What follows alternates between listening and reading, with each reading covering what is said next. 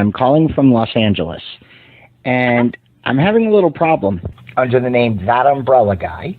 I sent him my phone number at least 20 times in the chat and told him to call me. He ignored me. I'm a man. I filed the report. If you guys could take a look at it and give me a call back, I would love to hear what you guys can do to help us. We really need to kind of stop this guy at least until Monday. I told him to call me. I'm a man.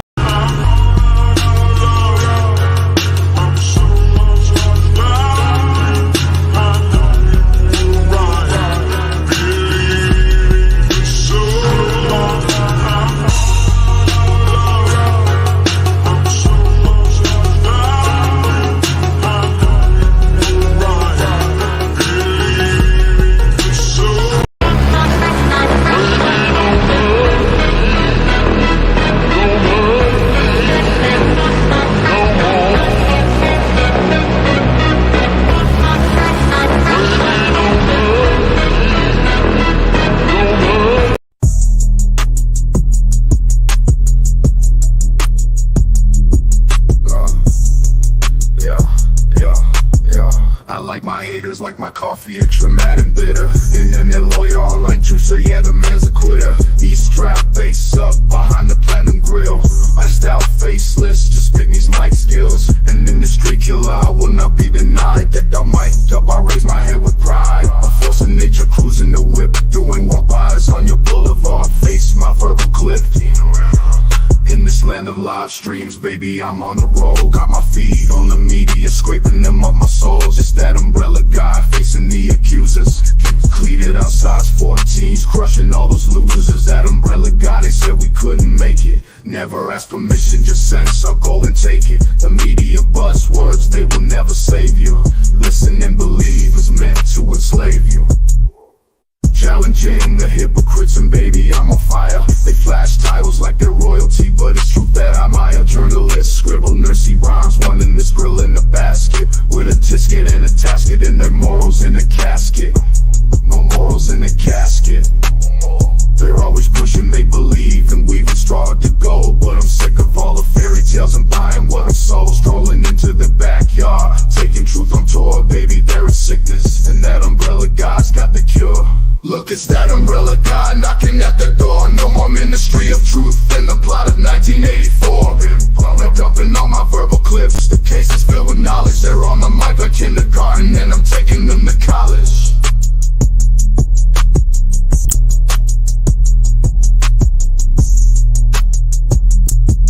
Why the mask, baby? Cause this has to be a crime. I'm taking the mic and boom, they're in the chalk outline. I used to throw elbows, but now I'm dropping nukes. You wrote another hit piece, isn't that cute? And the worst part, they'll never learn. Did the fourth estate start channeling crash and burn? They pretend that we need to get their permission. That umbrella guy crushing their ambitions. You're not my competition. It's that umbrella. It's that umbrella guy steamrolling them out for fun. Mic check, mic wreck, paging this army of one. There's no hesitation, no doubt, not even a scintilla. The Tokyo baby and me, I'm Godzilla. Crushing the light. All right, what's up, folks? How's it going today? Man, oh, we got a new interview. Also, on top of that, there was a crazy case I talked about. It's not really a case. It's just more of a. It's more of a report of something. It's wild, and I want to read one to you. There was also a strange false accusation case that came from, I believe, India, and I was reading up on it from what I could see. 13 people were sent to prison. 3.5 years each for false accusations over trying to ruin this man's life, essentially. See, in certain countries, false accusations, they're this too here, but to a different degree. In certain countries, false accusations are actually a business model. It's a blackmail business model.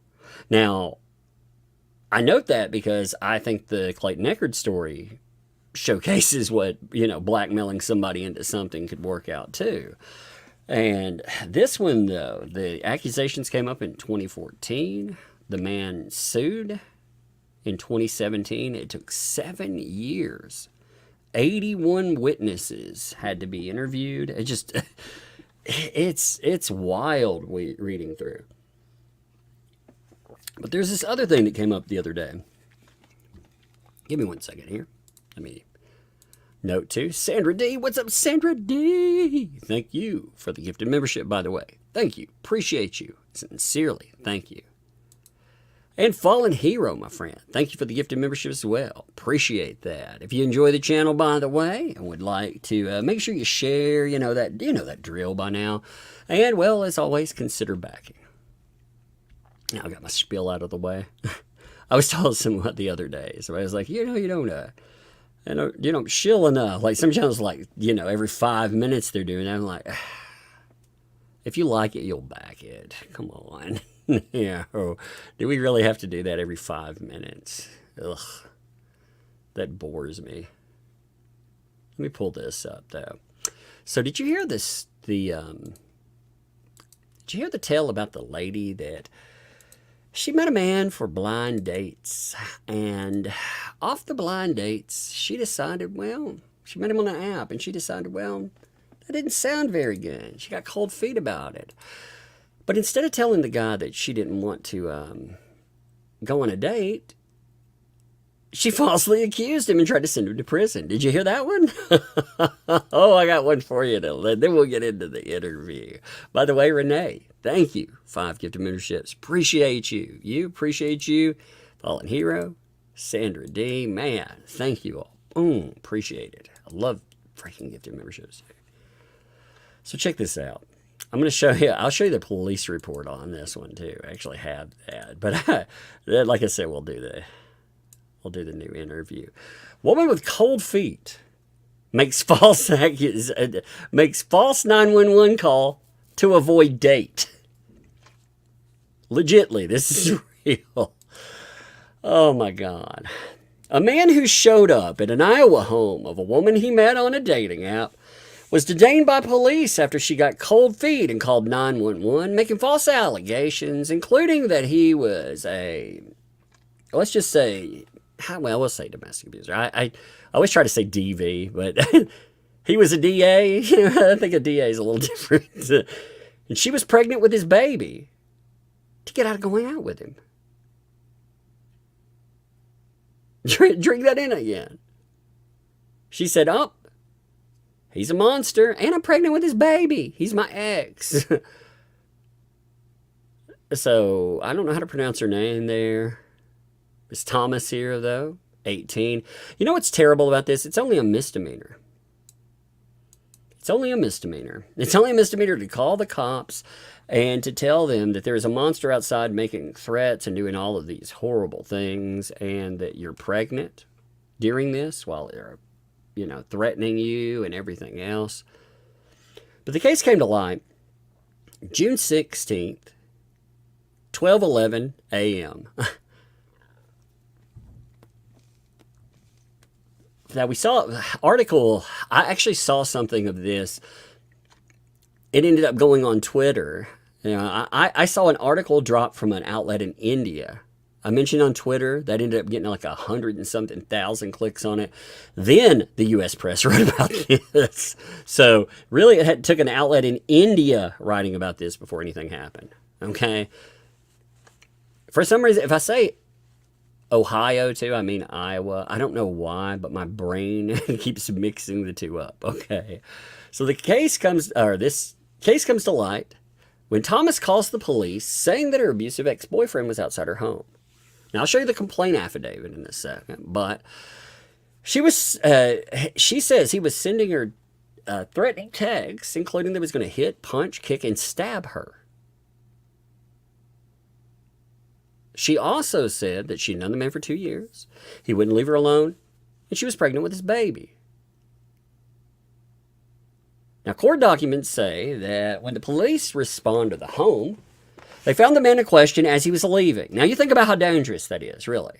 They have these reports coming in, this guy, He's leaving the home after supposed threats of stabbing. You realize how bad this could go, right? Now, he told the police that he had started speaking with her a week earlier on a dating app before they began texting, and he could verify the information by showing the police the texts. The conversation showed he was being honest, and he really did just meet the female.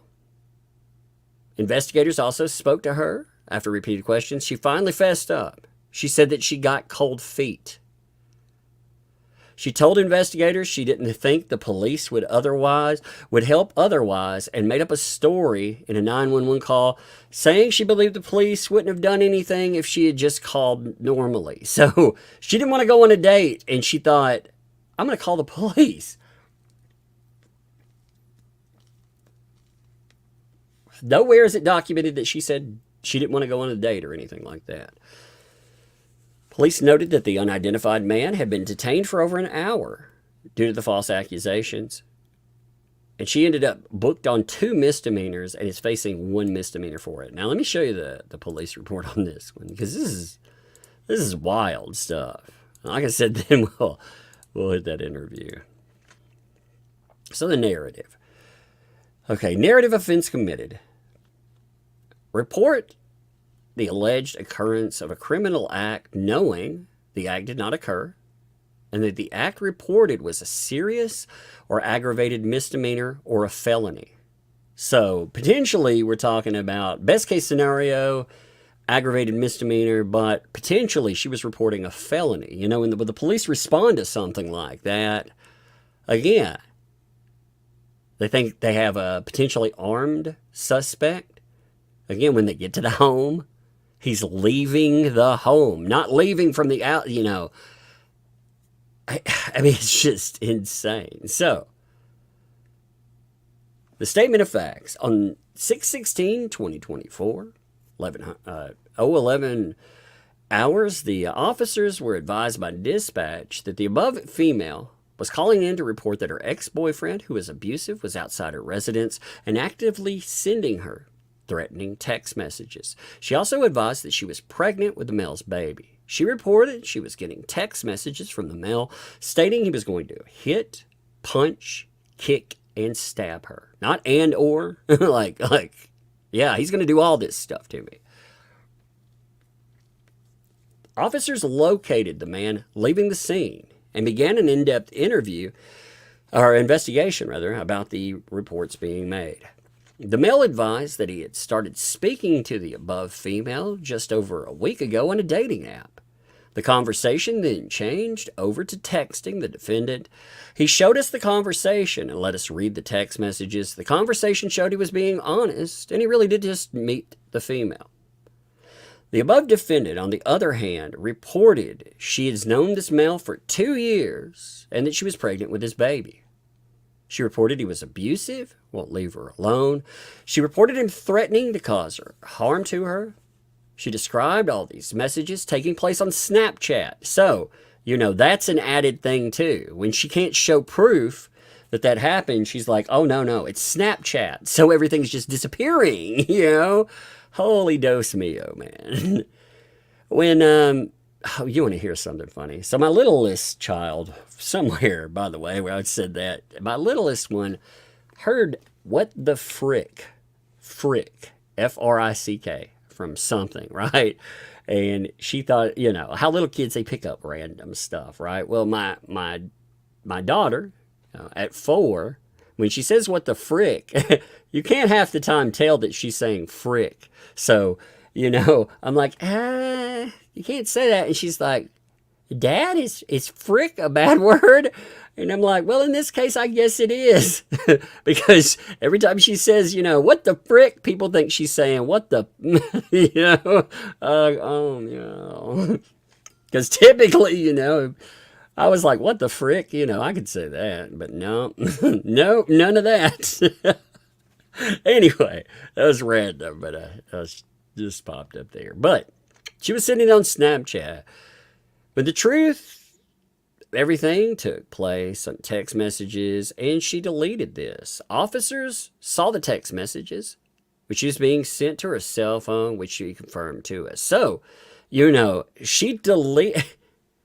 The truth was that he was sending her text messages, regular text messages, but in order to try to set up this narrative, she tried to get this man killed.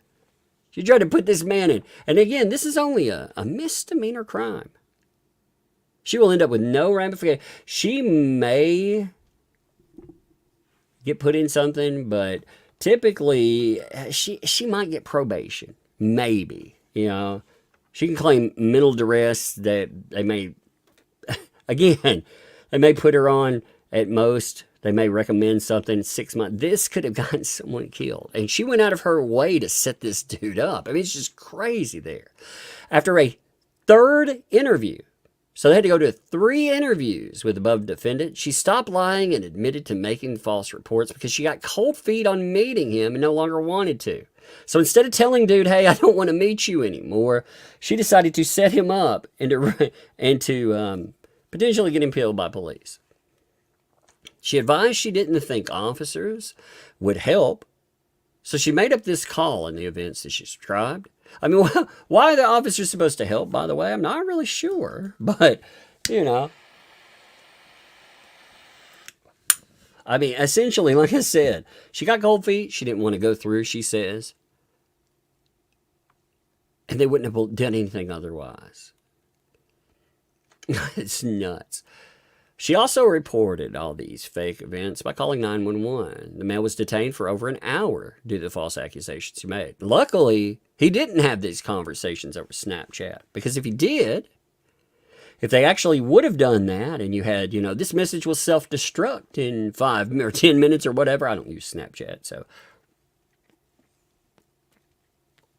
I don't really know there. But if you had messages that did, delete, they only have a very short lifespan. You can imagine how that goes. So on 6/16/2024, at 20:38, I met with the defendant again, read her Miranda warning. After this, she agreed to speak with me and again admitted to making up the accusations, calling 911 because she didn't want the mail here and felt we wouldn't do anything if you just called normally. I mean, that's wild. That is a wild one. That, and like I said, the other one that I've been reading up on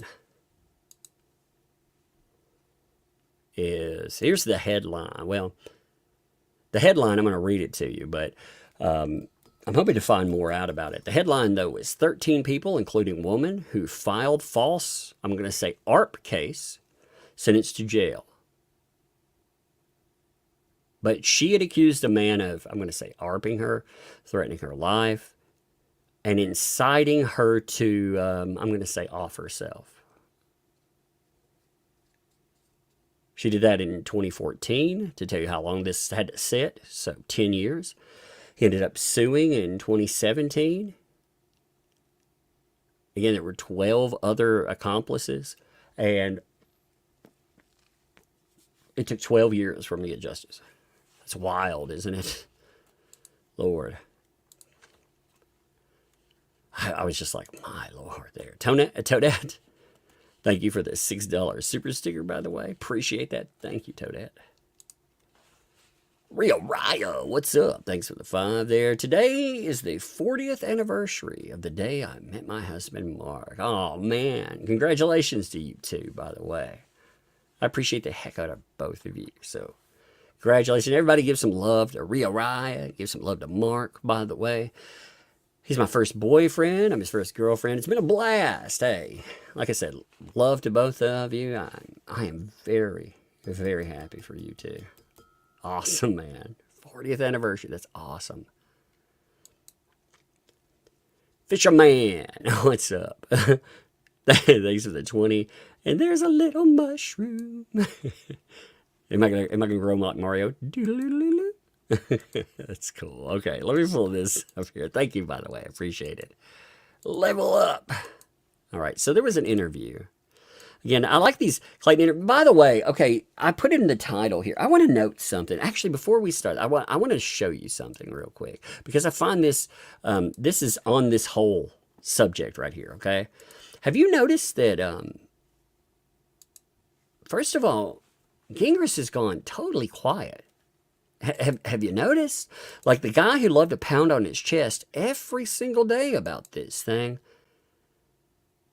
he hasn't said a damn word about this stuff since the 23rd. And, well, if you keep rolling back, it's like, you know, he was very vocal for a while, and then he just goes quiet. Not only does he go quiet, but, I mean, he goes totally ghost silent, which is just fascinating because this is the man who could not shut his mouth. I don't know if anybody has noticed that lately, but I look over there periodically, you know, just curious. But I noticed, you know, we were getting vacation updates. Like, you know, he's saying, none of this stuff is really facing me at all. You know, I'm not noticing anything at all to this. So I was like, I wonder if Laura has anything to say. Okay, so Laura. Now, we have talked about quite a few different,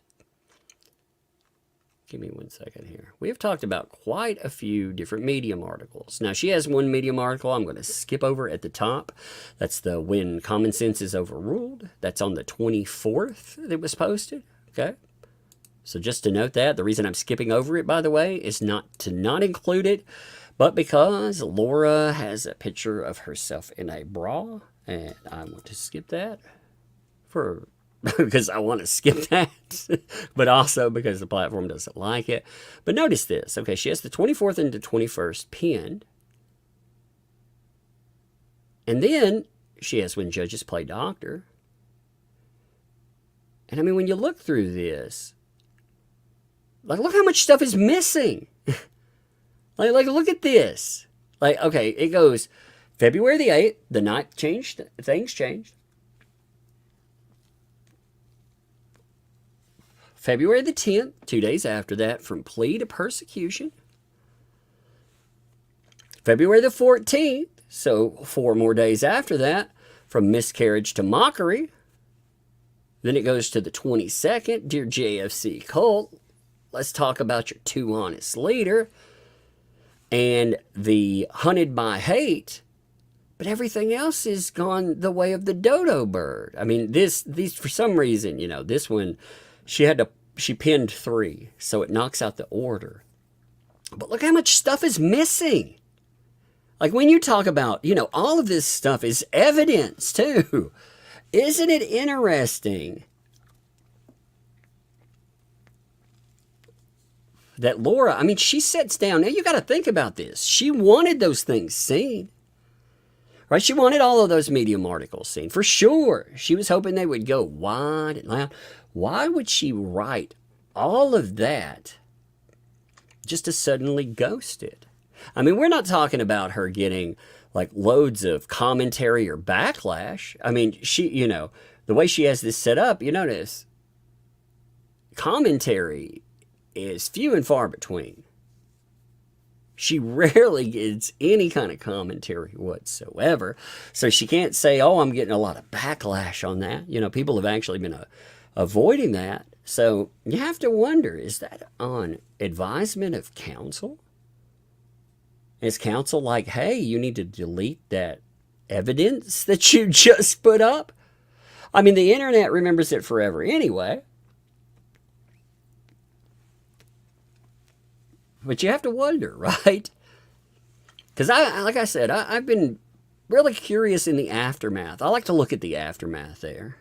I like to see what's going on, especially when a new piece of whatever comes up. And again, I saw the new interview that came up from Clayton. And I was like, you know what? I haven't looked over here in a hot minute. Because, you know, I don't really, I don't want to say I don't care. I care in the terms of how it pertains to the aftermath of the case, you know, as far as the Clayton side. But as far as Laura, I think we've learned as much as, you know, we know exactly what's there. It's not like anybody's tuning in because they're like, oh yeah, why don't you dish us everything that's going on? No. I just think it's fascinating. They are actively going in and removing things that they think could be harmful. You know, when that happens, like I said, you don't just ask the who potentially caused that. You ask the why. Why would you delete that? I think I have some good answers on why you would delete that. Because at the end of the day, I think that would be used heavily against you. You know, I mean, if you're going out and continuing this narrative that a judge has called out, a judge has put on blast, a judge has shot, I mean, so many holes in, then they go on the attack, going after the judge. You know that stuff. That's bad for you. I also wonder if prosecution may have paid a little more attention than they were expecting. Like, again, I have no idea. I start to wonder because Laura's not the type to really want to go silent on something. You know, she wants to shout, I did nothing wrong to the heavens. Because she's got to salvage herself out of this, or at least in her opinion, you know, try to salvage herself. We had all those articles that came up, but then nothing. Oh, by the way, this is interesting. So I always look up false allegations. You know, I'm curious if, I always look up allegations because I'm trying to see if new cases have come up, like Hollywood, like what Hollywood star is, you know, having a case, and there's always cases. But I always look up false allegations too, or false accusations. And interestingly, Clayton Echard pops up under false allegations now. So the allegations against him, they're not just being reported, they're being tagged by media as false allegation. Like, isn't that interesting? I mean, you don't just have reporting, but you have so many media sources doing this about face and saying, yeah, this person, they not only got called out, but again, you go and look it up in Google. Don't look it up under relevance.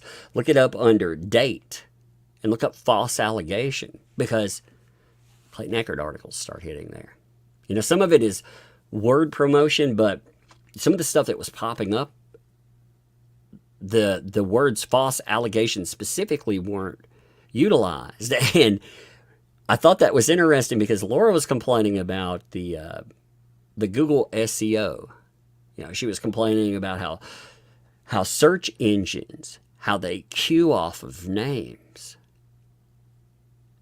and how it made her look terrible because, well, the end of that case, that's queuing off that too.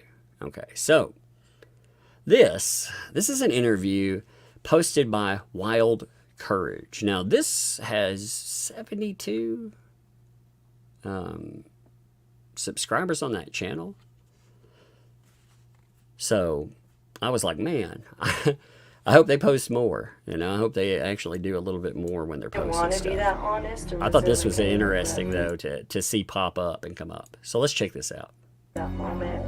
It's really just like a huge learning experience. Yeah, I said when I first went on the show, I got asked by a producer, they said, do you think you could... This is going to have a bunch of stuff in it, by the way. It's an hour long, but I think it's worth hitting. Let's just hit this thing. You fall in love with multiple people at one time?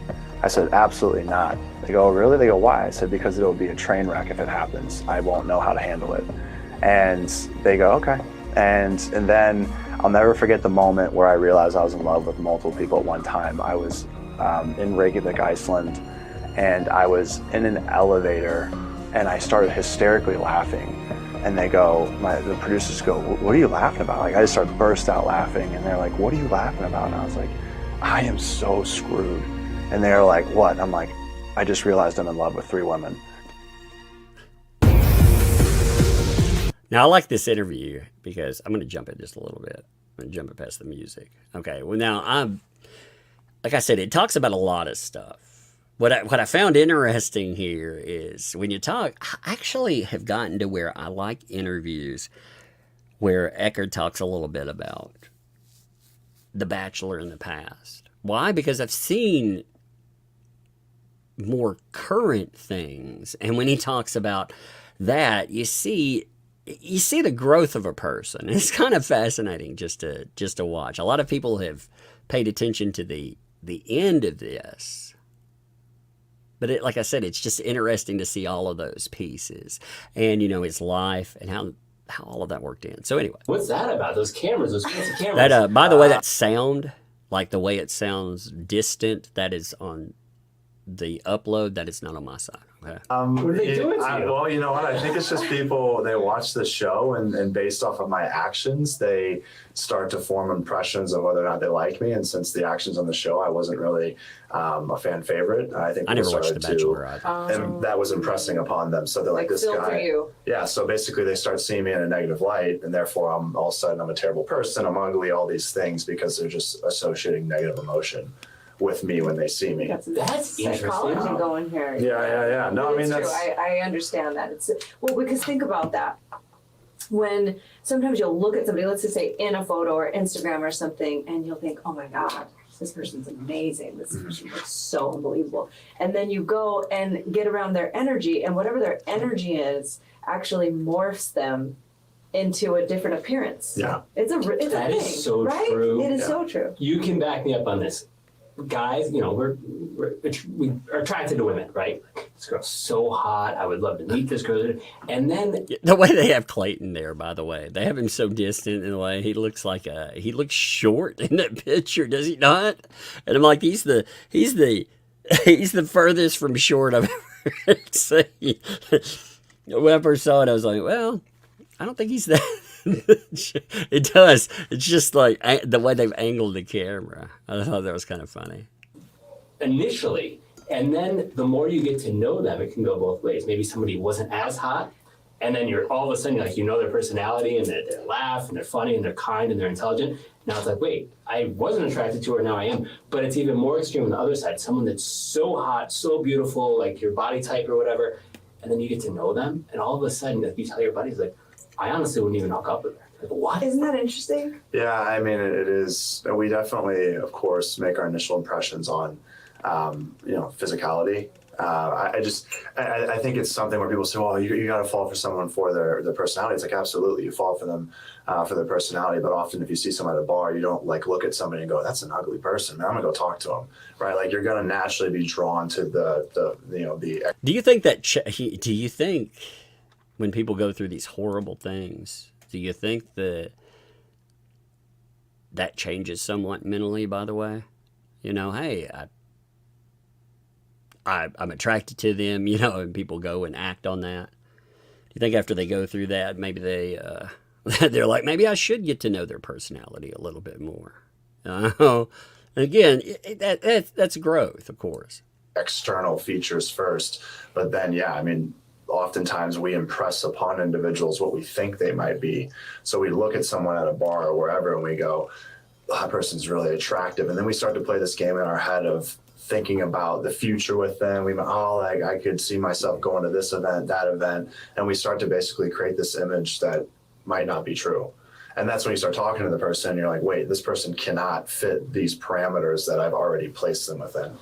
So I think you see a lot of people that they're in denial. They don't want to be. I mean, they want to believe this person can be that whatever they want them to be for them. But then the reality is they start dating. They start to see these yellow flags, red flags, which were probably there all along. They just had on the rose-colored glasses. Uh-huh. Yeah. Well, it makes a lot of sense. All right, so I got to ask something about dating real quick, and then we'll get into the show, and we'll get into everything that we want to talk about today. Okay. So just real quick, post-show, post-Bachelor, do you sense that women are a little bit intimidated by you? Because in a sense, you're sort of like a TV professional picker of women. Like, I mean, the whole country saw you and what you're attracted to and kind of saw your process, as opposed to going out with somebody like Angela or myself. They've never seen me on TV, how I think through dating. they've seen it, and now they're at dinner with you or having a martini or whatever, and they're almost like, oh my gosh, he's looking at me through different eyes because he's the Bachelor.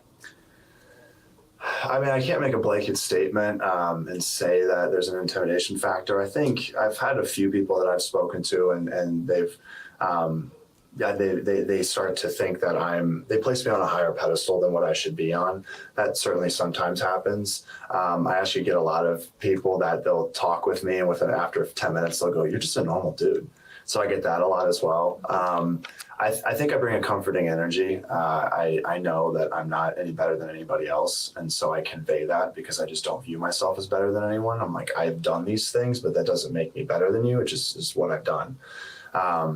And honestly, I think there's another camp of people. I'm not everyone's cup of tea. I mean, I'm a larger human being, and that's not everyone's type. Some people like someone that's not as large or whatever. Everyone has their certain type. You mean physically large, or yeah. you just mean you're like emotionally, you're just a large energy? Well, kind of all of it. I mean, I think I'm not everyone's cup of tea with my dancing either. There are women that are. You notice he talks about his dancing a lot lately, by the way, which is good. He's found some outlet for everything. But, I wondered too, like he doesn't talk about this very much. I wonder the other thing, like crazies. I wonder how much you attract because of that too. You were on TV, how many unwell individuals do you actually, again, you have to be able to pick them out, but I'm sure you can pick out certain, and I'm not talking about fans. A fan is a different thing altogether. People who just enjoy your work, I'm not talking about that. Some people conflate, they've seen someone on something, they're a fan of them, they're a fan of their work, whatever. Some negative content. That's not it at all. I'm talking about, again, like Owens. And a lot, like I said, gets discussed in this. He's going to talk about a lot of the Bachelor stuff first. I like the interviews that do that first, just to be honest, sometimes. But I did like the last one that we went over that did that backwards. So anyway, let's continue. Turned off by my dancing. I see it all online all the time. They're like, oh, it's cringy. And I've actually, I think, had people that I was interested in, and then they saw my social media and they were so turned off by the fact that I'm not a good dancer. I mean, I know I'm not a good dancer, but I dance because I enjoy it. That's amazing. But that's where I've certainly turned away women they see my social media and they go, ugh. They tell you? Like you're going to go on a date. I just and feel then they it. go, oh, you feel yeah. it. Okay.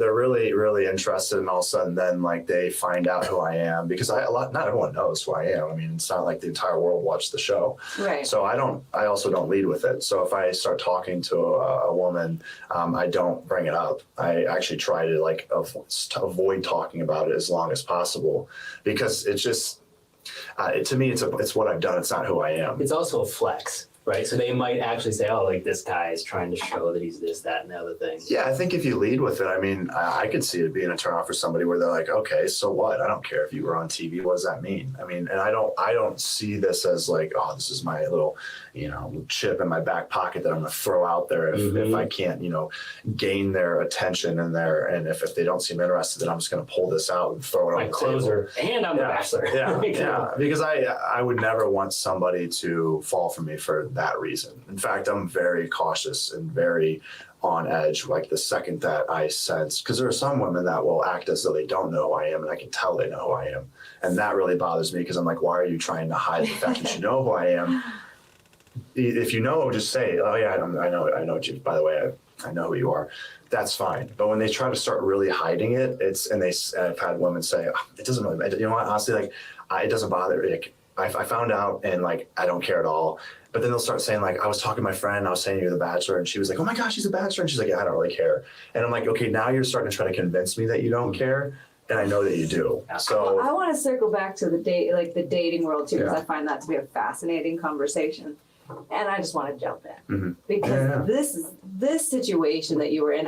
Truth be told, I did not watch that season. I may have watched one of the entire season of the seasons. You're better for it. because I get addicted and I can't stop. And I know me. The last one, I'm sidetracking. What was the Love Is Blind? Mm-hmm. I watched the thing and I had to like take off work. The guy said like it freaks my life. Yeah. And then what's the other one, Alexia, that they go on after? It's like I think I told you about it. And they're like on an island. Love Island. Love Island. It's ridiculous, and I couldn't believe. Mm-hmm. So this is in the same world as that, because if you sit back and I watched Cliff Notes, obviously when we were going to have you on, and it seems so unreal. And I'm not saying there aren't these real moments, but the situation you guys are put in feels like, how is this possible? How is it going to last? You don't really know each other. And I was on a show, I was like 18, and I was on a show called Blind Date. And I remember feeling like an alter ego came out. Not in a bad way. It's just what we all have. Like, I'm a performer. I sing. And I know when I get on stage, there's a presence that takes over. Alexia, so you meet her in person and she's so soft. And do you know this chick travels the world in a heavy metal band? And it's like, that's awesome. So I tell you all that because I was deathly afraid of heights at the time. And because there was a camera on me, I literally bungee jumped, like plunged to my death kind of thing, because I was so mortified of being potentially made fun of and all these things. So in your situation, it seems like, one, there would be something that would have to come forward. You know, in the back of your mind, millions of people are watching this. You know that, like, you could be attacked in these ways. You know, it's inevitable. Yeah. I'm just so deeply curious of what that experience is like and how you handled all of that. Yeah, if I understand kind of the way that you're asking the question, you're certainly conscientious of the cameras. Therefore, you may change certain aspects of your behavior. I can give an example. For me, at the time, I really struggled with body dysmorphia because I struggled with self-love at that stage of my life. This was, again, over 2 years ago that I was on the show. And so I did not love the way that I looked. And at one point in the show, early on, they had me stripped down to my underwear. And the whole date was us doing a scavenger hunt in our underwear around the downtown LA area.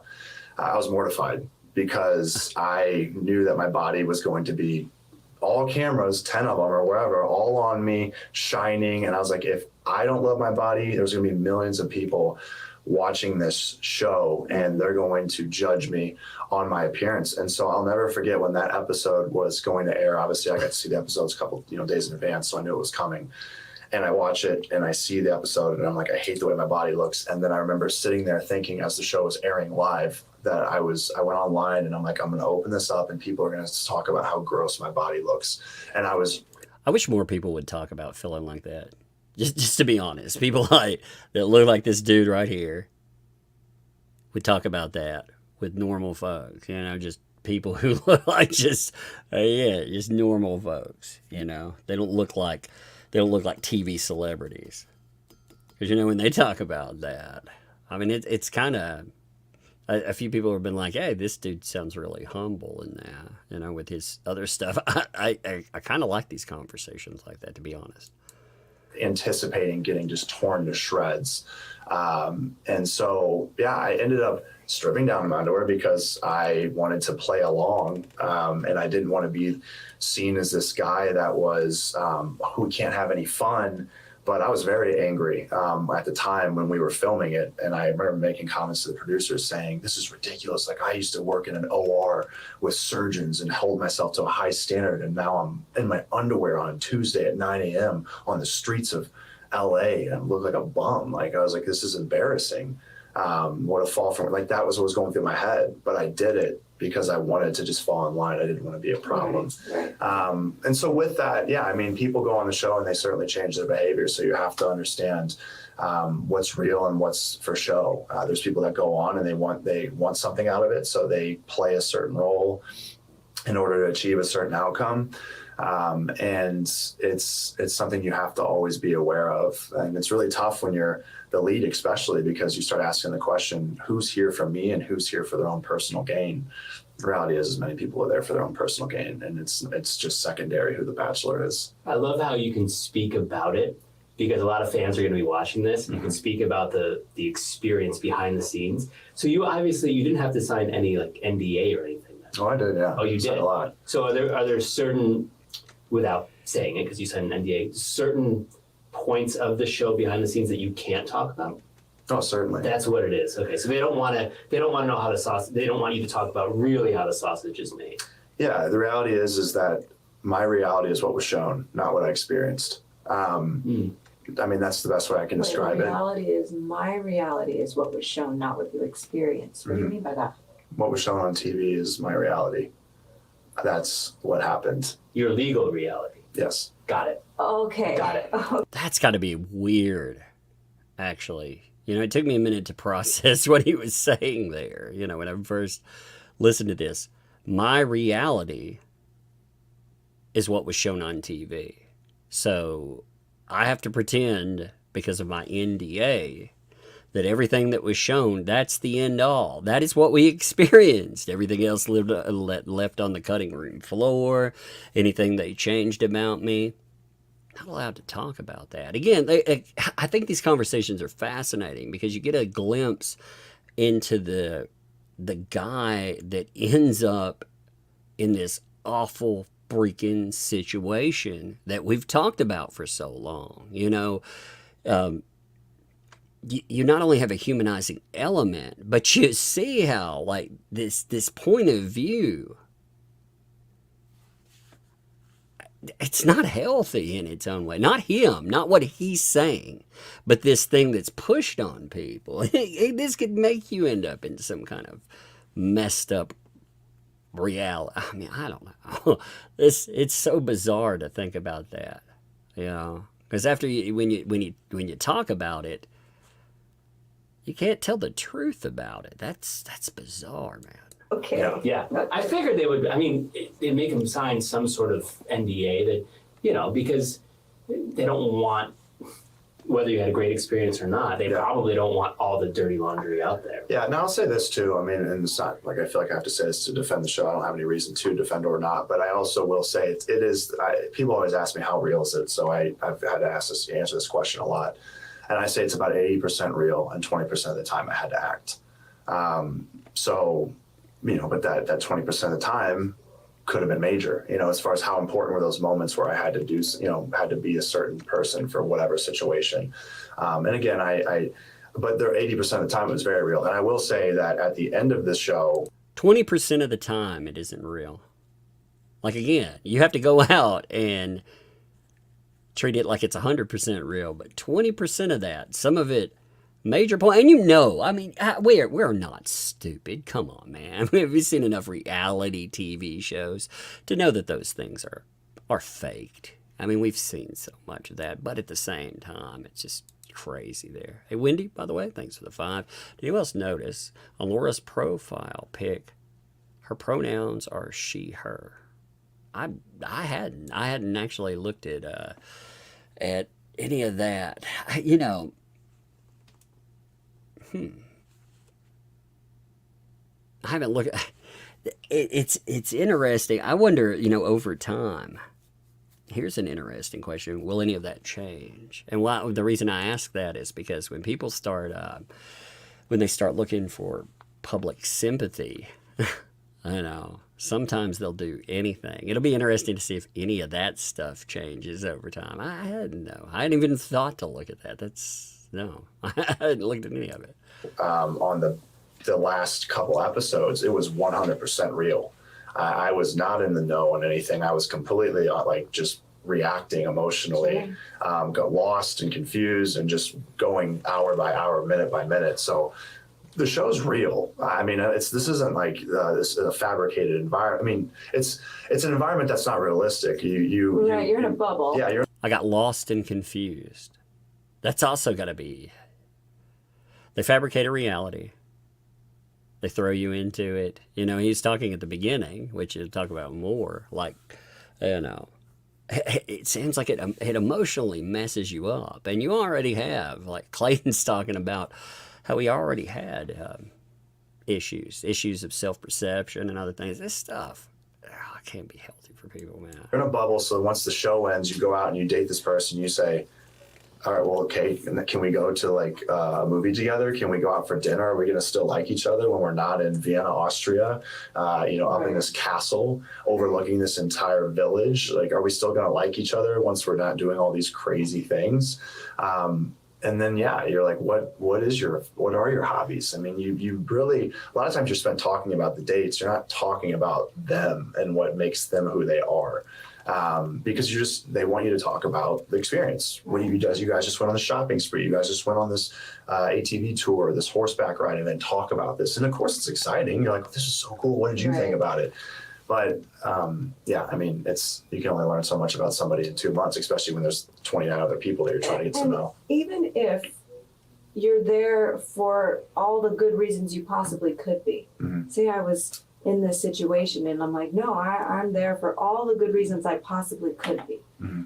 Being there in and of itself is still going to put me in another paradigm that's going to send me outside of what's fully authentic, because it's a bubble. Yeah. And the situation I'm being put in, like to compete with other women or getting very little time, it's like you can't knock anybody for not being authentic, because how can you difficult. Yeah. So I have another question. Especially hearing you talk about the body dysmorphia and things like that, and a lot of people can relate, men and women. And then you're put in this situation where I did watch that out of all the Bachelors, you were like one of the ones that was the most disliked. Mm-hmm. Yeah. How the hell did you deal with that? How did, by the way, I've been curious about that. Why was he I've seen some pretty horrible people come from that show. I don't watch this show, but I've seen some of the aftermaths, and it's amazing to me that this guy, out of all those people, he's a most disliked. Or are you kidding me? I struggled. I mean, I haven't fully healed, because I can tell when people ask me questions, I'll still go off on these really emotional tangents. And it's because my ego was really, really just absolutely flatlined, which was the good part about it. Was I was stubborn and I needed an ego check. Prior to the show, I never talked about my mental health. We never discussed emotional intelligence and the environment that I grew up with. So I didn't really have any of it. And I did rely upon the fact that I was a former athlete, made it to the pros briefly. I was a 6'5" guy that took care of himself. And my personality was really based around my physical appearance. And I got a lot of passes from women a lot of times. They'd be like, oh, he's not the most emotionally intelligent, but like, he's good. He's nice to look at. And I'll never forget, I had an ex-girlfriend that really, we were breaking up at this point, but she said something that resonated with me. She said, just so you know, moving forward, you should really look at, who you are and start to build around things that aren't just external at face value, because I honestly didn't give two shits that you were 6'5" and 250 and played in the NFL prior. None of that matters to me. And she said, I think you owe it to yourself to be more than just a physical being. It was powerful. I mean, that at that point I was receptive, because we were already breaking up. So I didn't have anything, there was no ego attached. So I'm like, we're not trying to work this out, and I can be receptive. But it really helped me, because I realized at that point that I'm like, you haven't focused on this. You didn't even know this existed, this whole aspect of emotional intelligence. I remember back in 2015, there was this girl that came into us before the show. This girl came into the gym that I was at, and she was so beautiful. And I've always had a fear of rejection, but this time she was so incredibly beautiful that I'm like, I have to go talk to her. So I just muster up the courage, and I walk up to her, and I was like, hey, sorry to bother you. I just noticed that you're new here to the gym. Just want to introduce myself, something along those lines. We ended up going on this date. And she said, yeah, so I just, in life, I manifest things and they come to fruition. And I said, what? I said, what manifest? What is that? And she was like, oh, it's when like you believe that certain things are meant for you. You start to think that they're going to come to you, and they eventually do. You create your own reality. And I remember thinking, I was like, yeah, she's from LA, so this makes sense. This is very like woo woo. This is whatever, just some stuff that these West Coasters believe is real. So I remember pushing off that and being like, manifestation. Okay, yeah, sure. I was rejecting all of it. And so now, though, I'm a massive believer in manifestation. You are what you become. But like that just goes to show, like at that point, and even that was 2015. But when I went on the show, I think it's a terrible way of explaining, though.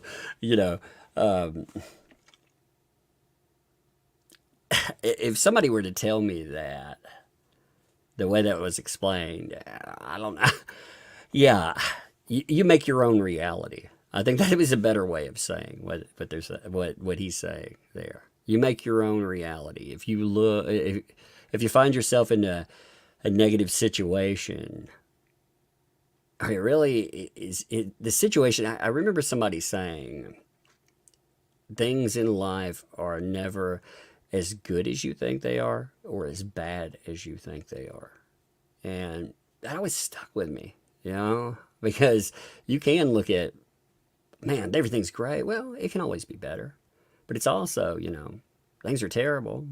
Are they really that bad? And I mean, yes, you can find some pretty bad situations in life, but I think that's a better way of saying that. Show, I didn't really progress at all mentally. Like I never talked about mental health. So I was probably in that same boat in 2020 when I went on the show, or 2021. I had a lot to learn. So there was some criticism online that was valid, constructive criticism. Like, this guy's gotta grow up a little bit. I just gotta jump in real quick. How much did you look at that stuff online? Oh, was there anybody in your ear, whether it's a friend or a family member, saying, Clayton, like, bro, do not look at the comments. Do not. I mean, especially on that level of eyeballs on you. Yeah. Even if you were like the best ever and there was really not much to criticize, people online are going to find something to criticize. That's got to be hurtful. Yeah. Is The Bachelor? I've looked at the Justice for Clayton stuff, but I've never looked at the Bachelor commentary. Is the Bachelor commentary full of a lot of negativity like that? I'm curious. I think intaking a lot of negativity like that anyway, it's terrible. Anybody that reads a lot about themselves, you will always find negatives. You will find people that think that they know everything about you, and and if you become a villain for somebody, you're always the villain. It doesn't matter what you do. Every single thing in life. There are some horrible people out there, and they are monsters, but most people are just people. But I wondered, I've seen this. He's mentioned this in 3 interviews that I've seen so far about negative commentary online, and it's got to be a certain place that he's looking. So I'd wondered. I was like, is that just par for the course? Is that something, if you're on there, you should just avoid all the discussion on it, or?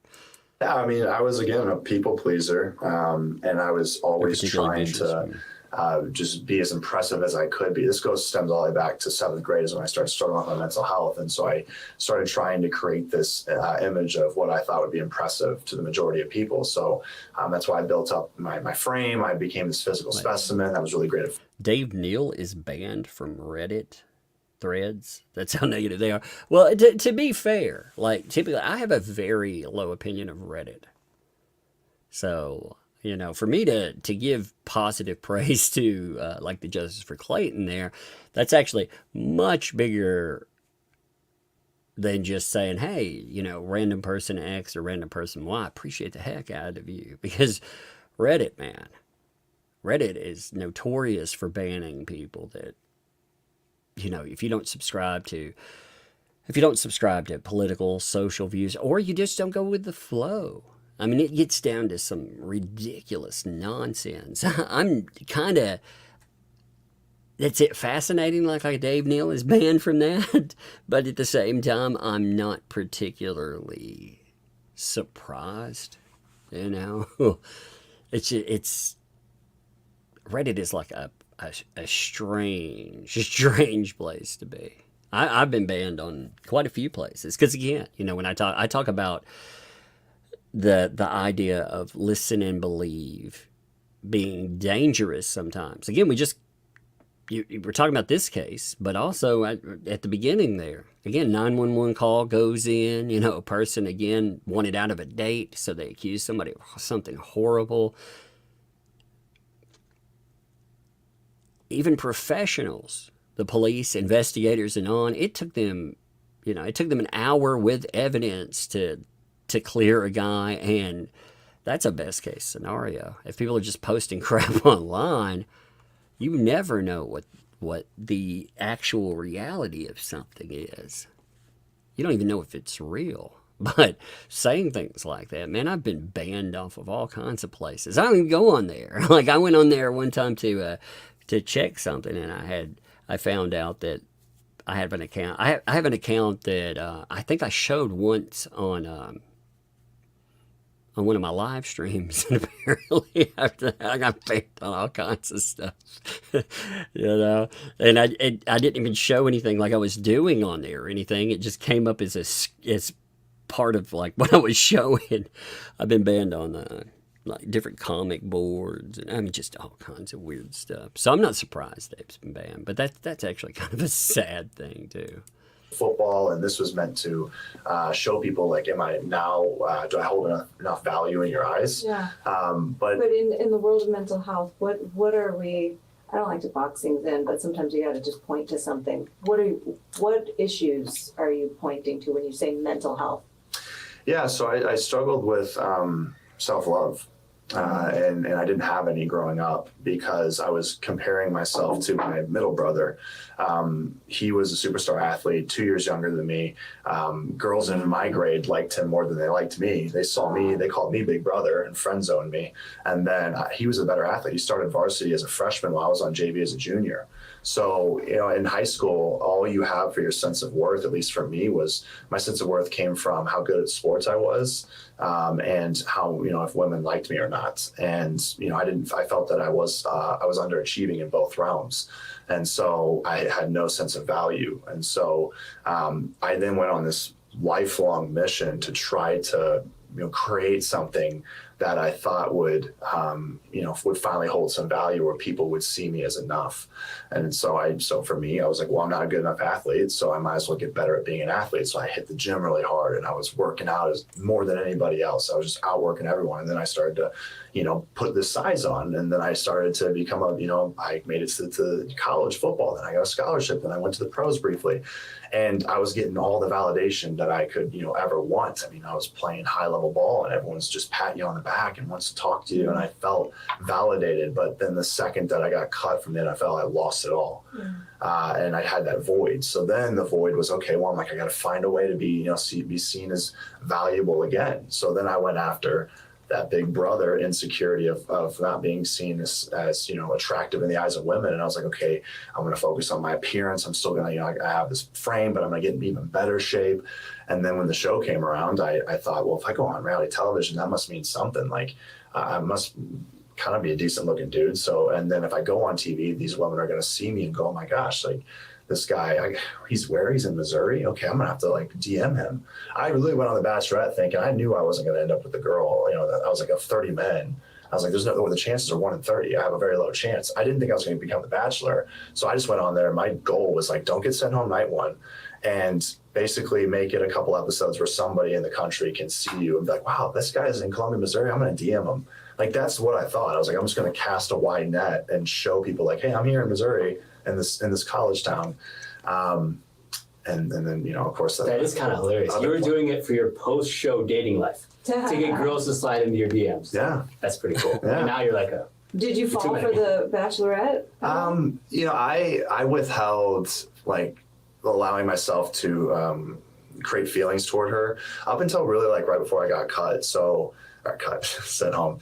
I didn't get the final rose. So it was like, I was, you know, she was going to give me a rose and I was going to she was going to meet my family or she wasn't going to give me the rose. And so they were going from 8 men to 4 men. So it was a drastic cut at that point. And that was the one-on-one date that we had right before she sent me home. And in that one-on-one date, I thought we connected. I felt like we had a really great time.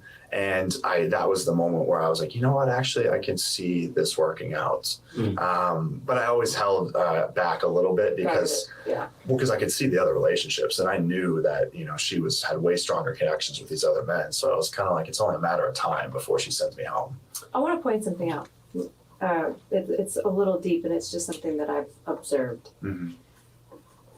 I always like to look at how something so deeply painful or contrasting can become something so beautiful.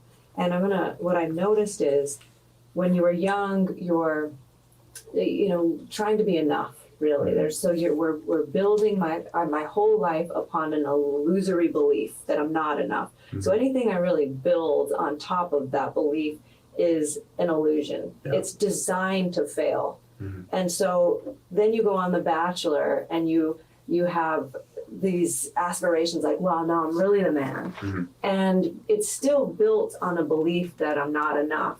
Mm-hmm. So regardless if you end up being the greatest bachelor of all time, or my take is the fact that you were disliked mm-hmm. was the best thing that could have ever happened to you. It was, yeah. Because that whole thing has to come crumbling down in order to really begin an authentic journey. Yeah. I was at a retreat not that long ago with somebody, and it's a very vulnerable experience, and that we had our small groups, and one of the guys in the groups, he was just so well known in what he did in the world. Mm-hmm. He was wildly successful, a pinnacle of what most, we'll just say men, would want to obtain. Women as well, but we'll just focus on men for a moment. And he got it. I mean, retired, everything. There's nothing more he could possibly want. And he was like, I have suicidal thoughts. I don't even know where to go mm-hmm. from here. I don't know what my purpose is. Everything I want, it's like, yeah. So consider that when it falls flat, it's like, okay, I can't imagine how painful that was. I know you're barely touching on that because you got thousands and thousands. I mean, it hurts when 3 people come at you. You got thousands and thousands and thousands of people coming at you. Yeah. I can't imagine the cracking open that causes. Yeah, I got chills with you just talking right there because I mean you're very, perceptive, intuitive, and I think you're exactly right. It was the best thing that ever happened to me by destroying my ego because what I had built was a facade. So I built all my worth on this image in this person that I constructed, and I didn't even like that person. And so when I was torn to shreds, I hit rock bottom, and basically I'm sitting here with, my personality, my character, everything in shambles and pieces. And I said, okay, you have 2 things that you can. It's fascinating it's fascinating his description of rock bottom. I'm letting some of the mental description play, like I said, just they actually have a very interesting conversation over this stuff. And you're getting to know, again, the God that I think he becomes more and more open as after that court case. Like, look at everything that was thrown out there. And you either let something like that destroy you. It absolutely demolishes you because you have the worst accusations. You have the stress and the turmoil and everything else. Or I think it makes you really adjust your perspective even more. Like what really matters, and I think that's been even better as we go along. The Bachelor sounds like it was a good learning experience, but I think the case and everything else has been too. You can do from here, you can either build back up to what you were prior, but really people didn't like that version of you, or you can try to build it back up this time. To be the real you and see if people like that version. Because, I got drained by the people that I because I created this certain image. So I was attracting a certain type of person, and those people drained me. I didn't enjoy spending time around those people that I was attracting. So I ended up being more and more introverted prior to the show. I mean, I would go home and after work and just shut off. I didn't like the people that I was around, and not, I should say that I was around, but like the friends that I had, I questioned, because again, they liked me for who I created, but I'm like, I don't like that version. So now, I mean, people have seen the physical changes. It's very apparent that since on the show until now, I had this high and tight haircut. Now I have, this, whatever I'm doing with my hair right now. I permed it at one point. Now this is the natural curls that are left. But, and then I've, shaded on the sides, and I got earrings like 8 months ago. I started dancing. I'm like changing things because I got to the point where I was like, you know what? I'm so tired of living my life for everybody else. I'm going to start living my life the way I want to, do the things that I want to do. And either you're going to like it or you're not. And I would say that hey, oh, that's really, really great. And that's exciting. And I'm sure that it was just all positive from there on out. But it's like, no, it wasn't.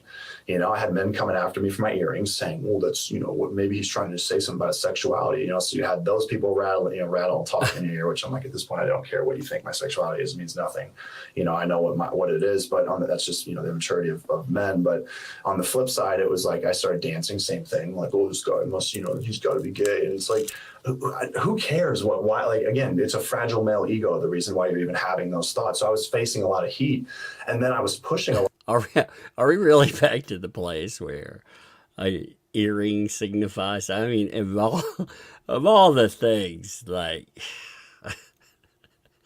of all the things I see on social media, are we really back there? That sounds like something you'd hear in the 1990s or something, I would think we'd hear that in 2024.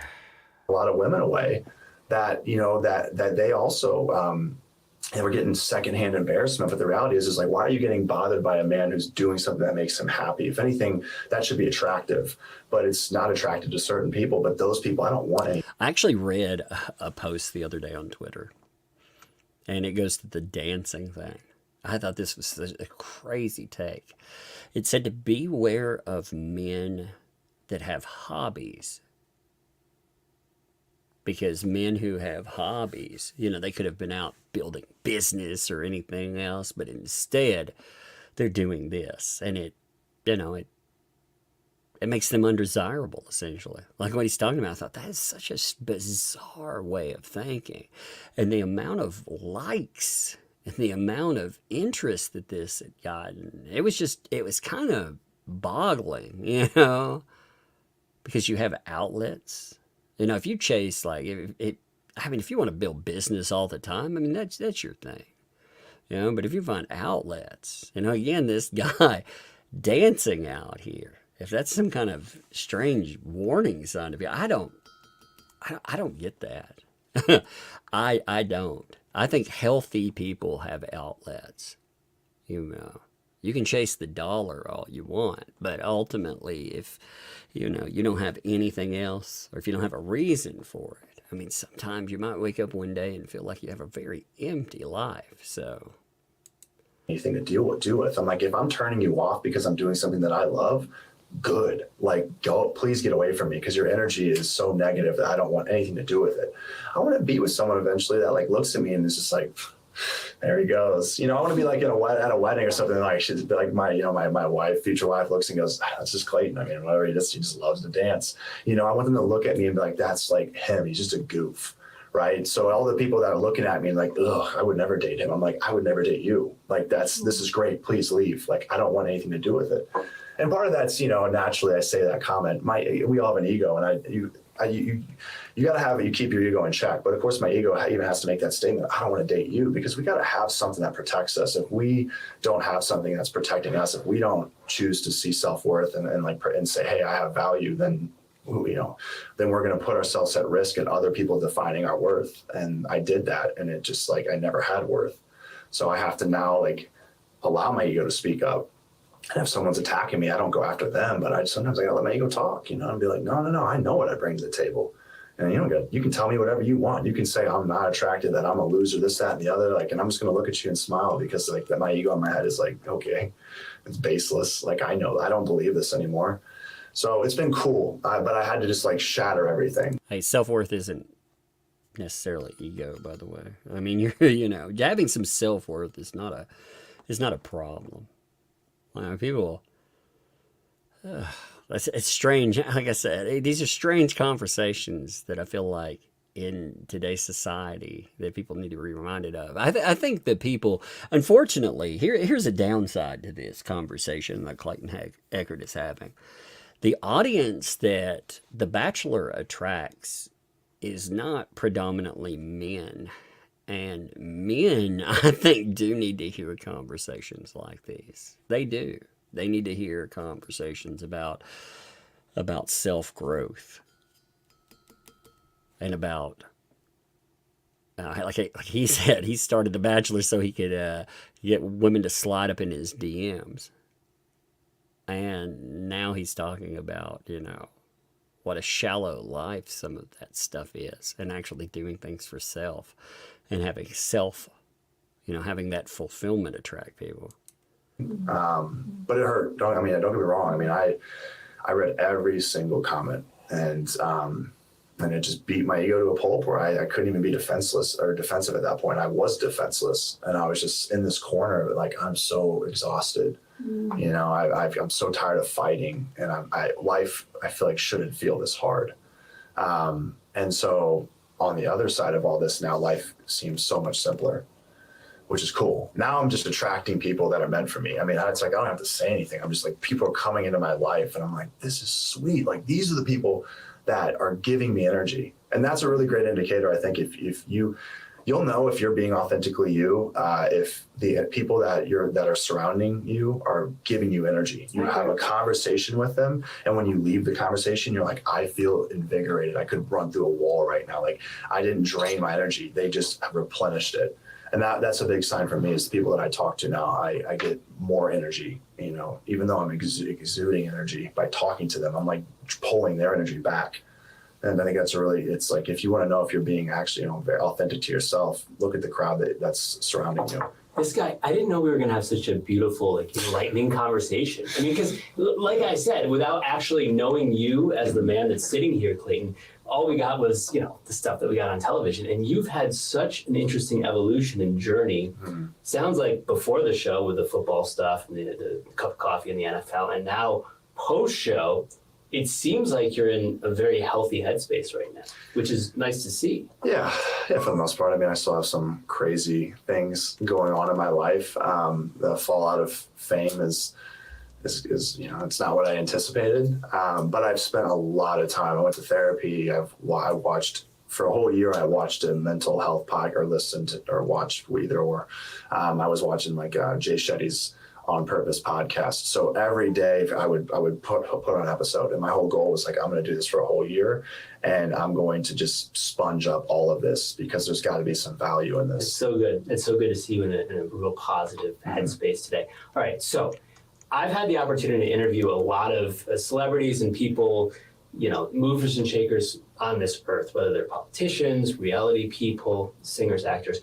And I cannot tell you how many people off the air, off the show, have told me, Billy, the worst thing that ever happened to me was the fame, because of so many reasons.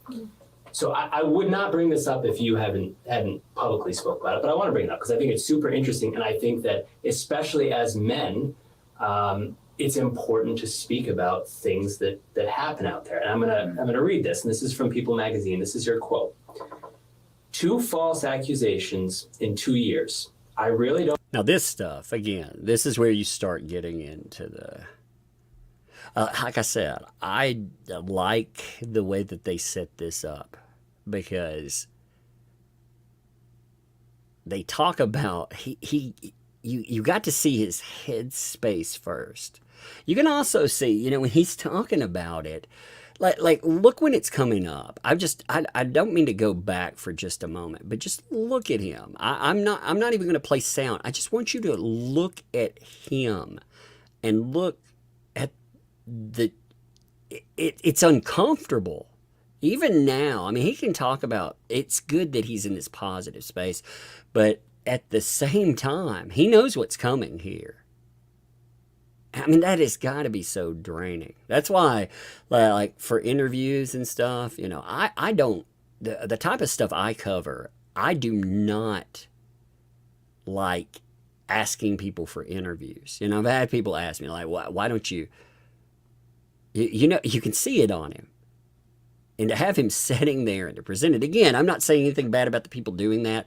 There have to be people that do that. But they cover all types of stuff. They, you know, they talk about The Bachelor and everything else. But you see his reaction. Man, that, even with the win, like, people don't get, like, this is life ruination. You come out the other side of it. You come out of it stronger. And over time, he's going to be much, much better, I think, as a person with his mentality. But my God, man, this stuff, I think if we were talking about a female celebrity here, people wouldn't expect him to be done with this. They would expect the pain and everything else. I mean, he's doing well to brush it aside, but my God, man. I mean, if this would have, I always try to think of any accusation like this, and I really hope people can get this in their head, because it's hard for me to do this sometimes too. Think about the worst outcome that could have happened. Not just the false accusation of, again, kids or whatever, protective order, accusations of ARP. What are the worst things that would come from that? That is life ruining. And you know, even though you and I may not think about that, you know, the person that goes through that does. They do, because they thought about it the entire time they were going through it. It doesn't just go away because you win and you're on the other side of it. Plus, you have this X factor. Laura's still out there. Laura's still talking about him. But beyond that, how do you ever feel safe? Like for me, that's a terrifying thought. How do you ever feel safe? I actually, you know, again, I wouldn't want to present that question to him. I'd like to present that question to him 2 years down the road. Like, you know, when this stuff came up, what thoughts are you having at the time? How do you convince yourself, you know, in this moment that you are safe? This person here that has done all of this, that you know is having some kind of, they're unwell. Like anyone who does this, again, I'm not diagnosing a person. I'm going to say through actions, you know that a person is not well. How do you ever, and they've done it to multiple people, how do you ever feel like you yourself are safe?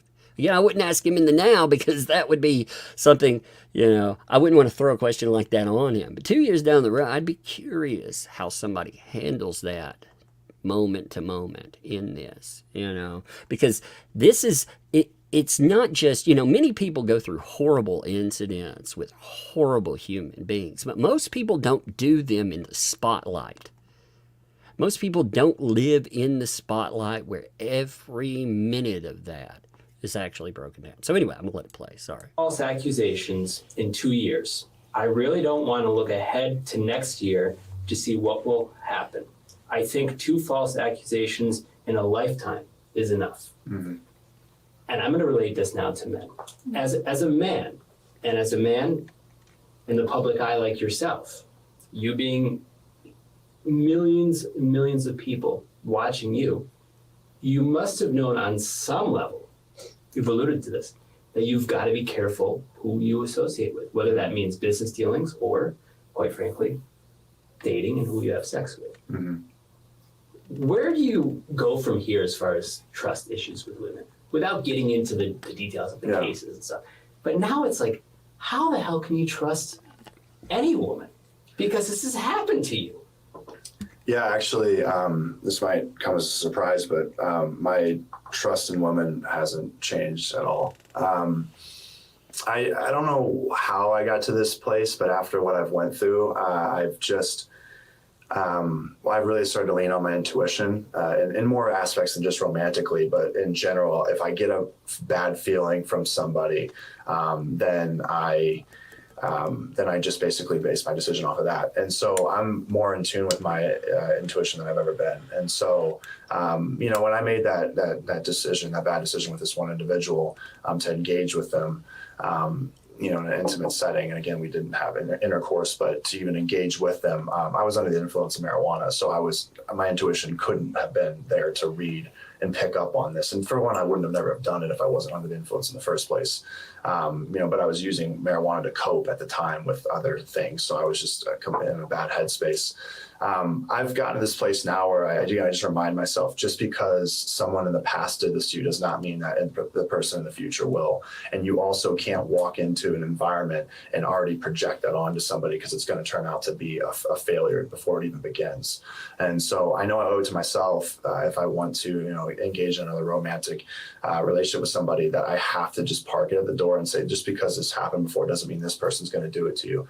With that being said, did I have a period of my life after that happened where I was extremely cautious, and where, I second guessed, me engaging with certain individuals? Absolutely. I mean, for a period after that all happened, I wasn't engaging at all romantically with anybody. And then, I was at the time, I was a 30-year-old man. It's like, you can't really suppress some of these feelings. I'm at the peak testosterone I've ever been at.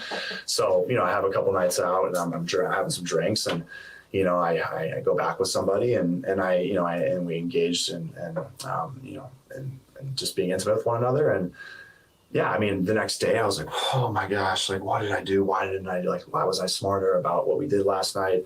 It certainly affected me a little bit, but then what do you mean, sorry to cut you off, smarter? What do you mean smarter? Like yeah. Is that what you're saying? Yeah. Okay. Yeah, exactly. Like, just being making smarter decisions. So you said there wasn't intercourse. Oh, not with that girl. I'm talking about with other. So women. nobody accused, this girl didn't accuse you, the one you're like, what did I do that for? That was, or is that because you got two? The first accusation was a cheating scandal. I never met the woman in my life. Okay. She claimed I flew out and saw her, hooked up with her, and then flew back. Okay. And my location services on my iPhone saved me, because I literally pulled up my phone and said, I was not in New York. I was at the gym. Here you go. But a question, if you don't mind, and you can answer or not. Mm-hmm. With the second accusation, I watched a little bit of a little clip of something, and I'm so confused by it. Welcome to everyone else. This is the thing. Anytime I talk about that, I went on a show with a bunch of other folks, right? And I was giving them a breakdown, because I was like, look, guys, this is one of the craziest things I've ever seen. And oftentimes, you'll have the question of, why does someone do something? What? Why? And the more you dug into this expression right here, that right there, every time we would get updates, see, you don't see my face. You could see it on a Dave Neal or somebody else, and they'd be like, oh my God, But I'm imagining a lot of you had to be like, what in the world is going on? The more stuff that came up, the background, the more people that came up. It is indeed. It's not confusing as in when you look at paperwork, but when you just look at the situation itself, it's like, what in the world? Because again, taking somebody to court over non-existent children, what?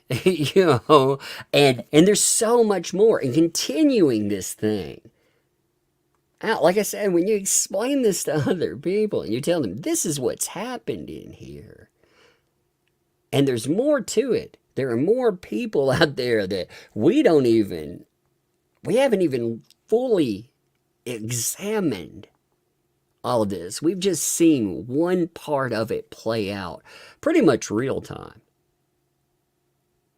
Again, I felt like that. I'm sure a lot of you did too. You're like, what in the world is going on? And I can't even imagine. for Clayton. I am glad that he can say, I don't blame all women. You know, I understand when I see people that have gone through horrible issues. You know, all of us have probably gone through some type of a horrible issue in our life. And it'd be very easy just to sit down and to blame every woman or every man. Very, very easy. But it's individuals that are accountable for action. You know, and again, we learn how to best navigate the world for ourselves. But it's good, like, you know, if you can be in a headspace where you don't blame like all women or all men or anything. But anyway, let's continue. What? It isn't a paternity test. I'm just so confused. She said paternity, I feel like we do by need the a way. detail or two. Well, number one, you have to have, I think, even in 24, you have to have intercourse in order to get pregnant, right? Yeah. Not according to the OBGYN that delivered 4 billion babies. You don't. Apparently, according to that guy, you can. Oh my God. Imagine ruining your credibility by going out and being like, yes, I delivered 4 billion babies. And I would 99.9% believe that the dribble. Oh, Lord. Anyway, continuing. Yeah, I know there's medical ways to do it. All Well, the somebody told me about the condom thing where they steal the condoms. Is this a thing? They take Is the that condom. real? Yeah, that's what I mean. I know, The show just took. no, I mean, I know, You the guy to ask. I know of men that have women have done that. to A them. man told me in Tulum that this happened to him, horse's mouth, and I'm still like, So let's just. Don't mention horses in their mouths, please. Any interview that deals with this, just to say, as a future note to anyone covering it, I've caught myself saying many things, and I'm like, you know, maybe I could have worked on my phrasing, and maybe horse's mouth isn't a good one for this case. I'm just thinking. What they're discussing, though, has indeed happened before, where people, you know, especially to athletes, you know, where somebody after intercourse has stolen protection, and yeah, that very much has happened before. There are indeed cases of that, and I mean, that is insane. Just being so without post-sex, the woman says, "Oh, I'll throw this away," correct. and then goes in the Or bathroom they and dig it out of the trash, guy. And didn't you hear about the Drake story where he put Tabasco in it?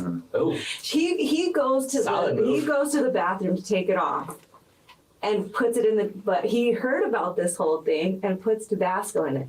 The girl goes to the bathroom, does it? Yeah. inserts it, and then now she sues him because of what it God bless America. Yeah, I mean, he was killing off his swimmers, Then that's and she tried to, you know, catch him in that. Imagine a world, by the way, where you can sue another person for that. I mean, just think about that. Like, imagine a world where a person can go in, try to do this, to set you up for something horrible, and then sue you for it. Welcome to current year, where people have no shame either. If you look at some of the lawsuits out there, you understand that too. People aren't just one time I thought people are just dumb as F, you know? And it's like, no, man. People have no shame whatsoever. Like they just flagrantly admit to you what they were doing there. Like, if you were to sue a person again that did that, you were flagrantly admitting what you were planning on doing there. Because what other purpose would you have for that chain of events leading to that outcome? There is in no world where you would dig through the trash, again, find that certain discarded item, go in, do what you did with it, and have that outcome. Unless, and people still file litigation over it, being like, yeah, it's fucking insane. insane. I like covering crazy. I think crazy is fascinating to cover, but at the same time, do you ever like look at some of these cases and you think, what in God's name? I do have to say that, like for myself, just covering cases, when you go cover cases, we all have lived experience too, like with dealing with probably, unwell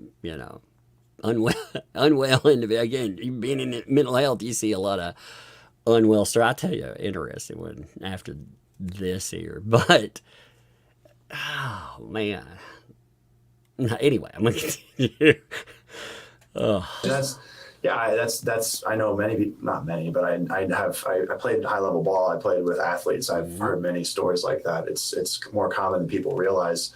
Not to say it's common, but it happens more than you think. See, that's the other thing with this stuff. We've got to get past this idea that things like the Clayton Echard story. Okay, the extremes to the Clayton Echard story, they may not be common, but if it's happened, it's probably happened other times. We saw, again, with the Clayton Echard story, we saw one individual had done this multiple times. Just one singular person had done this multiple times. So it does happen, many times out there. And we were dealing with, again,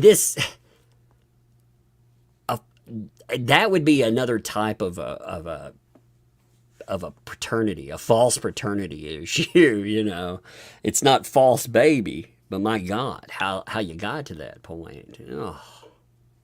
And I mean, again, we have some real problems. We talk about problems in the legal system that allow people to go in. We have some problems societally when people are like, yeah, this outcome, this is the way to go. Case that you're in right now. Yeah. This sounds so ludicrous to me that it's a case. And this, I don't know if this is our legal system or what. Can you say anything? I'm like, you never slept with the girl? No. She performed, it's all over the internet. It's not like I have Okay. Let's air it out. She performed oral twice, and I was concerned that the second time she performed oral, she went straight to the bathroom. I thought she potentially spit it in her hand and then pushed it up herself. Is that possible? There's a small percentage based on Google. The point is, it wasn't 0% chance. Okay. So I was concerned that she tried to trap me. In the moment, or this is looking back, what could have maybe happened? Well, in the moment, I wasn't thinking about it. I didn't start seeing her true colors until after the fact. And then when she claimed she was pregnant, I said, okay, how would this even have occurred? You're playing the movie back in your head. She tells you, wait. So see, this is an interesting addition to everything that's been discussed. She talks about him and his reaction to her. And, he talks about not believing her. Thinking it could potentially be true, but so now you have, you have more fill in the blank on, well, could there be the potential for it? Well, he's like, well, it's not a 0% chance that she could have done something and that led to an outcome, but he didn't believe her, and he wanted, like I said, that fills in more of the gap. We were talking about, her defense and like what he's talked about, you can see a little bit more of his mindset in this. Wait. I'm trying to get in. I like to give everyone the benefit of the doubt. I want to get in this girl's mind. Clearly she was there. You don't want to get in this girl's mind. You do not. You actually do not want to get in the girl's mind. If you want to get in this girl's mind, read the court filings. Look at the remedium stuff. I mean, when people say stuff like this, they want to give them the benefit of the doubt. They want to get in their mind. We're thinking about rational people. Typically, as at least I think most of us would consider ourselves rational people. When we're talking about getting into the headspace of other people, we're talking about them being rational people, us being rational people. Therefore, with this, all you need to do in order to get into that headspace is to is to look at court filings. It doesn't even take that many court filings to actually to really see through that. Or better yet, if you really want to get into her headspace, you want to get past the lawyers and you want to get to her herself. Look at the text messages that she sent people. Like, I think the Greg Gillespie ones are the most telling because, you know, again, I'm not saying the Mike Mancini ones are not telling, but the Greg Gillespie, we see, again, you know, they have a brief encounter. It's not a relationship. They have an encounter. From that, you see the insanity there. And with him not wanting to get into dating or a dating contract, her reaction, you know, the coercion too. You causing a potential baby that they could have deformities and then suing. I mean, again, that gives you a glimpse into headspace, and it is not a well place to be. So she knows there was no intercourse. Mm-hmm. And then she comes to you and says, Clayton, I'm pregnant. By the way, I don't think that's another thing. When I said don't say horse's mouth, maybe saying headspace is maybe that's not the best wording either.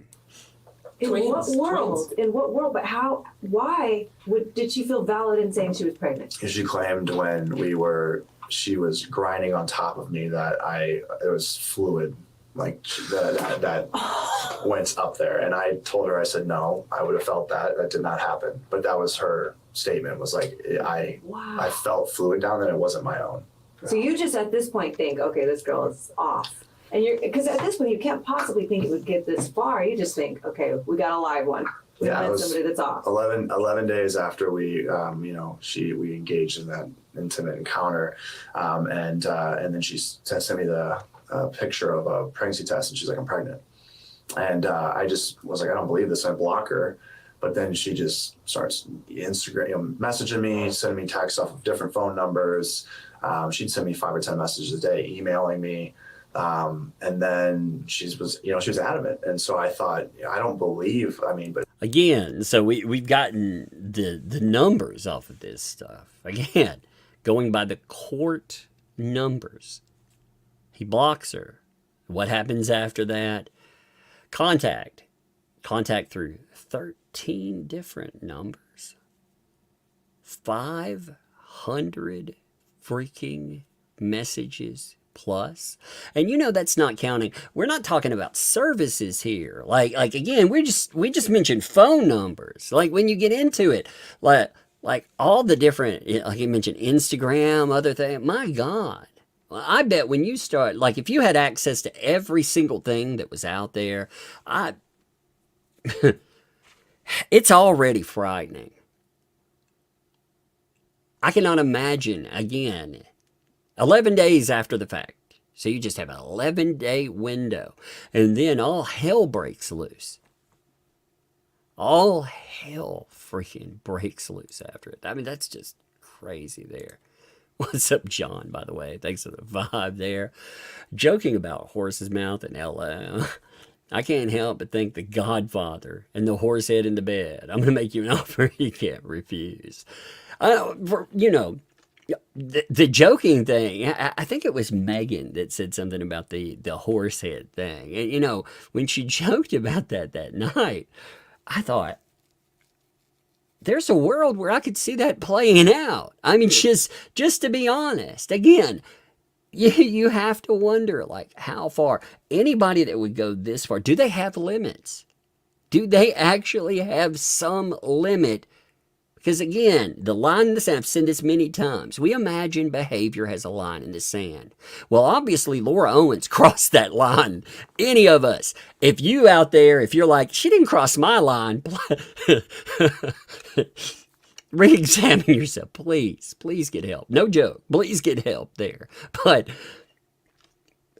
if they cross that line, do we imagine there are other lines they won't cross? I mean, where is their line for behavior? You know, I remember a female astronaut, you know, when she decided that she was going to go cross country and she was going to go after an ex. So she decided that she would, you know, she would do like travel without stopping. So she strapped on adult diapers so she wouldn't have to stop and everything. I mean, this stuff is crazy. People are nuts.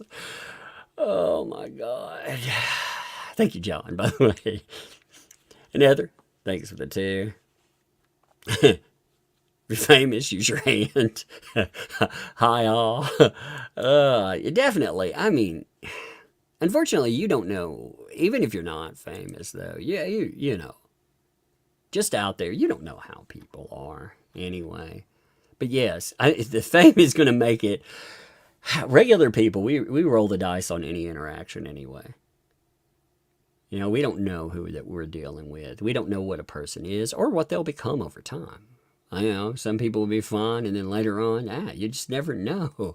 But with fame, like again, and a pretty face and everything else, like with the Clayton, holy God. So anyway, continuing. Unless she trapped me, maybe I was like, maybe she was able to trap me and like, you know, run to the bathroom and push it up there in So time. now this is where your wheels are turning. So then I start thinking, okay, yeah, maybe she actually successfully inseminated herself, you know, and so. I feel like we need a doctor in here to just talk. Well, so again, yeah, I mean, You go on Dr. Google, didn't you? I Google. Yeah, it's like Googling cancer, you know, or any condition. Yeah, like my foot hurts, it's like you have cancer. Right. It's the same thing. So you're on there Googling, and then you're seeing probably on Reddit, wherever, like, oh my God, it's possible she could have given me oral. Your sperm is. Look, like looking at Clayton's face through all of this too. There are moments, again, I'm projecting what I think is there. So again, I could be totally off base. But do you notice like certain moments in his expression where, I mean, we're talking about trauma here. We are talking real trauma. Do you not see moments in his expression where he's reliving this trauma? Because this is new, man. This is not old trauma. You know, old trauma, you still moving away from it. You still have those moments. You never get away from it, truly. You learn to move on. You learn to pack that on, and you survive. You continue forward. But this is a brand new thing. And when I'm looking at his expression sometimes, I feel like I don't just see the words seep through. It's the experience. Like he's reliving trauma. It feels like it. Like when he's listening to other people. I'm horrible for this man sometimes. Ugh. Go to the bathroom, and maybe this could have happened. Your heart must be. Yeah, well, she was so adamant that at first I thought, I can't be dealing with someone that's to this caliber, right? That's this off. I mean, maybe she's being serious. I don't know, but then I still didn't believe it. So I just basically said, okay, let's just let's do a paternity test. And then she said, oh, well, that's, we can't do that until minimum 9 weeks. So in the interim, we should date. And she basically, it was a dating contract. She sent over a dating contract at one point. She said, basically date me for a week. And if it doesn't work out, then I will have an abortion. But if you don't date me, I'm having the kid. And at first it was just one kid. And then as we got closer to the time to take a paternity test, she's like, oh, it's actually twins. And I found out the reason why she said twins is because most testing facilities wouldn't test on twins. Because there's a small percentage chance that there could be 2 different fathers. So they won't test on like that in that situation because they can't say you're the father because there's a small chance that somebody could have 2 twins or kids. But like could be a different father. Yeah, like could be separate fathers. Is that the reason that we get twins in there? So the twin conspiracy is really that much part of the game that somebody's playing? Like they're pre-planning enough that they know that there could be multiple fathers, so they're eliminating some of the testing process? Like that's fucking crazy. I know I say that a lot, by the way. I know you're like, yes, that umbrella guy. I understand, Tongue. It's great, but my God. It also goes to that whole excuse of mental illness. When a person has gone to that level, legally, You know, when we talk about consequences of behavior, you know, some people are like, well, you know, you got to be mentally ill to do that. Well, okay. Well, if we go with that, though, if you've gone to the point that you make sure that what you're doing, the fraud doesn't come out, you understand right from wrong. So, at what point do we start looking at behavior and we just say, this is a fucking evil person? Because, I mean, again, they leave... If we were talking about, you know, many people... If you deviate from the social norm, you're unwell, right? But I don't see people making excuses saying a person is mentally ill. Like, if we were talking to serial arpists, for example, they ruin many lives, right?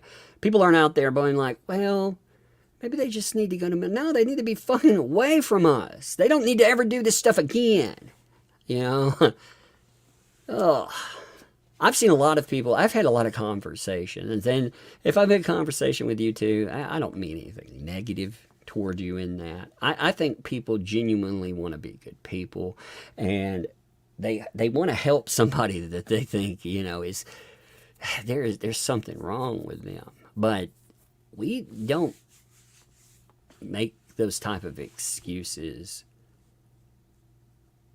for, again, I'm going to go back to it. Like, if we were talking a male offender, if we could draw some parallel, would we make those same excuses? Probably not. And we shouldn't. I'm not saying we should.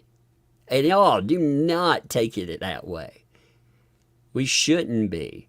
We need to get to the point where we look at these fucking offenders like that. And that's what they are. They are offenders. They're abusers. Again, when you look at a Clayton Echard, I'm talking about him reflecting trauma. And that's because he's been through some shit. Some real shit. And it just drives me nuts. These people, man. John, thanks for the 20 there. I appreciate that, by the way, man. There's one really crazy story of a guy who literally went to jail for 5 years for unpaid child support. And when the kid was like 19, he got a DNA test only to find out it was not his son. She admitted she knew the real father. Yeah, you know, we've seen cases where, I mean, these come up all the time, where you have a person, they were in a relationship or they were married, they had kids, and then, you know, years down the road, somebody it turns out, hey, that wasn't actually their kid. But it's wild. Somebody going to prison and, you know, finding out this person. And you know what? The worst part of that is that there won't be any consequence. In fact, a lot of times the judicial system, they don't want there to be consequences. You know, most jurisdictions, this is you know why these cases don't ever go to investigation and truly consequence, because usually we are talking about elected officials here. This is my opinion on it. Okay, elected officials, they don't get any headlines off of something unless it happened to like a Clayton Echard might get them headlines, so they might do something in that case, right? Or Trevor Bauer, you know, somebody that, you know, again, they pulled enough news. But typically what's a headline grabber, or, you know, a drug offense here or something else. I mean, why do you think so many offenders in what the judicial system would see is, you know, small potatoes? It's not small potatoes if it's ruining your life, by the way. But again, they're not headline grabbers. Why don't they go after those? Why don't they actually prosecute those? Because again, they don't get you reelected. And they might actually lose a case sometimes. So they let a lot of people twist in the wind. They let a lot of people that are horrible, they let them, they put them on the most menial freaking consequence whatsoever. You know, they might put them on, like we've talked about some of this, they might monitor them for a little while, but after that, they're out there and they can do something again. They can do whatever again. So, Anyway, I got off topic on that. Well, not really. I think I got off in a rant about that is what I mean. But I think that's why a lot of times when we get to the point where you're like, okay, there should be a consequence level. Well, why doesn't that happen? And we keep seeing this more and more and more. They say resources, this or that. No, they'll spend plenty of resources over something that nets them absolutely nothing, but it does get them headlines. So That's Yeah. I'm learning smart so and all much. that. But okay, this. No, well, yeah, here's the thing, like, Did you meet her online? yeah, she reached out to me online, yeah. See, guys, Mhm. guys. This is what happens when we meet online. It does. I get there's some random stuff. You mean like Instagram, right? She actually reached out to me on LinkedIn. Oh. Yeah, it was a different avenue. Yeah, so. It's tough, especially when you're. it's not that though. See, that is again off in the weeds. You can meet a person in any way. If you're talking about like your small town, you might actually know more people. I could see how proximity would allow you to know people. But when you're in like cities and stuff, you could run into a person that's. You could run into any type of person. With him, though, they went after his. They didn't meet him as a random person that he chit-chatted with. You know, they went. He ended up meeting them because of business, and through business, that actually opened the door. And it was a way that it was unavoidable for him because of business. You know, he thought this was a good prospect. You know, you're talking about somebody again. If he would have done if he would have looked at her background, what would he have found in her background? He would have found nothing. He would have actually found things that would say yes, you know, as far as property and as far as what he's doing. This would be somebody that's viable for that. So that connection there, I mean, we're not talking about just meeting, again, chit-chatting with random people. I mean, this is a whole nother level. It's easy to, the reason I say that isn't to be rude in the way that that's brought up. You have to be careful with anything. And yes, the internet can be dangerous too. You don't know who you're dealing with, catfishing, all kinds of stuff comes up.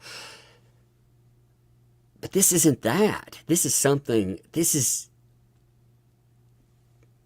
more planned. It's even worse than people think about. Again, he didn't go out there and just chit-chat with random folks and just hook up with a random person after a little while. The avenue there is much more insidious when you think about it. I think so, anyway. So, John, thank you again. Appreciate you, buddy. Thanks for the fun. Mr. versus Sir is a relevant case. 5 years in jail for unpaid child support for an illegitimate child. Those cases make me angry, I have to say. Because again, you know, people figure out how to work this system. And we're talking about somebody that figured out how to work a system here too. You know? They figured out that most people will never be able to challenge them up to a level because financially, they couldn't stand up to them. Financially, like getting into court, man, whoa, man, the cost. Any kind of court case. It doesn't matter what it is. Any kind of court case cost big money. But what's crazy, we found out for Clayton, and again, this is just for him never being proven to be not only not a father, but there never being proof that there's a child. We're talking about 6 figures. Like I said, this is so beyond that level. Because it's almost like taking versions of a scammer, versions of a stalker. You know, you blend all of these insane elements together. And the people that met her, by the way, some of the people that this happened with, they didn't meet her online. Now, again, she had other people that she did this to. So. You know, you've had a little, you know, little fame, little people, attention. It's tough. Yeah. It's a tough thing out there. You gotta be. Yeah, I mean, I'm putting myself in your shoes right now. Mhm. On Dr. Google, can a woman get pregnant from, saliva infused sperm or whatever? And that's got to be so scary when you hear yes and you know. And now it's not only that oh my God, I got a woman pregnant. Okay, we're scared. We got to be a man. We got to deal with this. But number two, you're getting a sense of who the woman is. yeah, that was the biggest thing. I mean, that's a great, assessment. Did you abide by the contract? Yeah, what is a dating contract? Wait, did you? No, I mean, I told her like early on. I said, listen. I said, I don't think I could laugh at him with that. I don't. I realize they're not trying to be a dick in this, but man, I mean the insanity there. Like I don't feel like I would if I were interviewing Clayton. I don't think I could laugh at anything in this situation. I could laugh at something, I could laugh about the other person, and that's what they're doing, by the way. But man, the contract thing, again, if he would have gone with that, you think about the worst outcome. The worst outcome could have been him actually getting her pregnant. Like, if he'd have been like, sure, hey, she is pregnant. Like, if he would have been gullible old Clayton, and just dropped into that. Like, good Lord.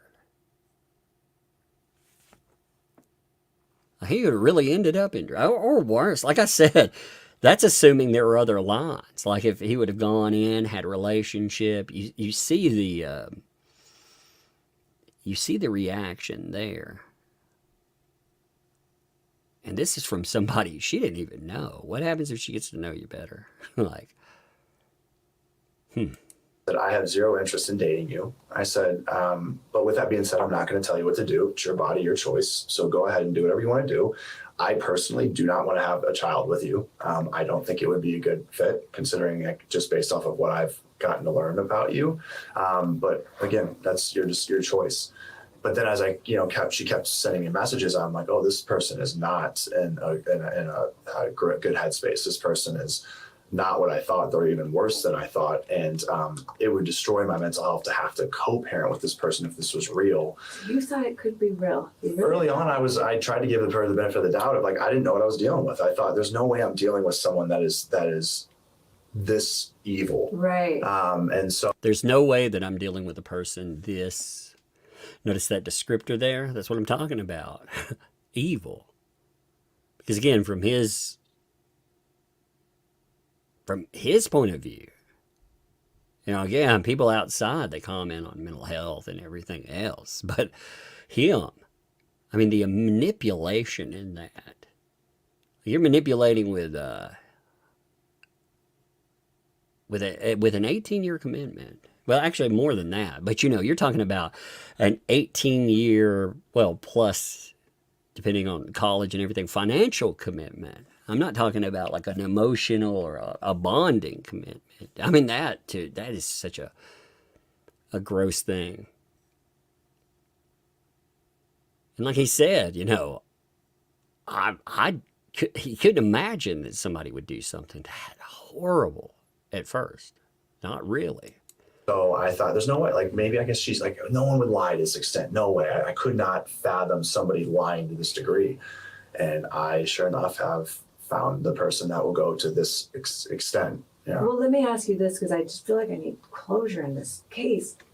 What does she want? What does she want now? So she's clearly not pregnant.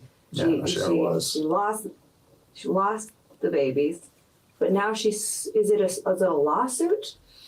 No, she opened up a parenting plan against me because I wasn't interacting with her. So she had papers served to me in family court. So I had a police officer hand me a paper at my front door of my apartment, and then you have to respond to it. Otherwise, they'll do it. They'll basically summon a default judgment. So I had. You know what's interesting about this too? So this is forced interaction, right? You know what's fascinating about that? Her lawyer did the same thing to another lawyer. Forced interaction. Like, I don't know. It's so bizarre. Like when you think about that, like the forced interaction, that is, that's you would think, oh, that's a punishment thing, and part of that is retaliatory, but also like oh, you won't talk to me anymore? Okay, well, I'm going to force you to talk to me. I had to go into court and respond. I remember when I did, and I looked at the judge. He's like, okay. He's like, what are you here for? I said, to just dispute this, to basically get it dismissed. He said, on what count? I said, on the account that there's no children. He said, excuse me? I said, there's no children. He said, what do you mean? Like they haven't been born yet? I go, no, there's no children, period. Like there's no this person's making it all up.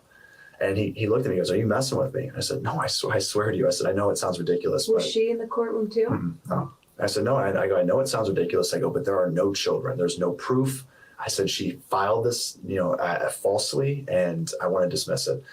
And so basically said, I'm okay, like we can't really necessarily dismiss it. So then she had to file a response, and she filed a response to basically do like a mediation. So see, in that, like the judicial system is like, we can't really do that. You can't really look at it and say, maybe there's not a kid here. We can't really, are you messing with me? Like, imagine that. Imagine you going into a situation where you know that this other person is, you just know it. You know that this can't be real. Not that you're in denial, but you know that this person is there. Again, we saw the protective order, for example. I mean, by then you have legit evidence, and you run into a system that will not listen to you whatsoever. They take the word of the other person. I think that was the most disturbing thing that came from any of this. When we watched Duty, when he got up there and he was talking to Laura Owens, and he said, hey, and he did this a few other times, but he was like, why don't you stand up for me? And she stands up, and he looks at her and he's like, well, I'll take your word for it. That is not the way that this stuff should work. And if there's any way whatsoever that the system does look at that, if there is so-called justice where you get to eyeball and be like, I'm going to take your word for it, or if there's no way to question the legitimacy of something that's going on, if you can't do that without bankrupting your fucking self, if you can't be dragged down this traumatic, hellish landscape, this hellscape, then there's a real problem. Something needs to change. To solve things, But she's not pregnant anymore, though. At this point. No, at this point she was still claiming she was. Okay. Yeah, so she went the whole night. I mean, she had a fake pregnancy belly. She faked images that leaked out online that she. You might have another show on your hands in the future. Oh, there's stuff. Does she have there's one talks. more case with her? One more. Did you catch that too? Did you notice what he said there? There's talks. So as far as you might have another show on your hand. There may be a series, there may be something in development talking about all of this. He's like, yeah, there are talks. And I imagine, well, there are. I mean, as far as somebody putting together a documentarian, I think that's what they're called.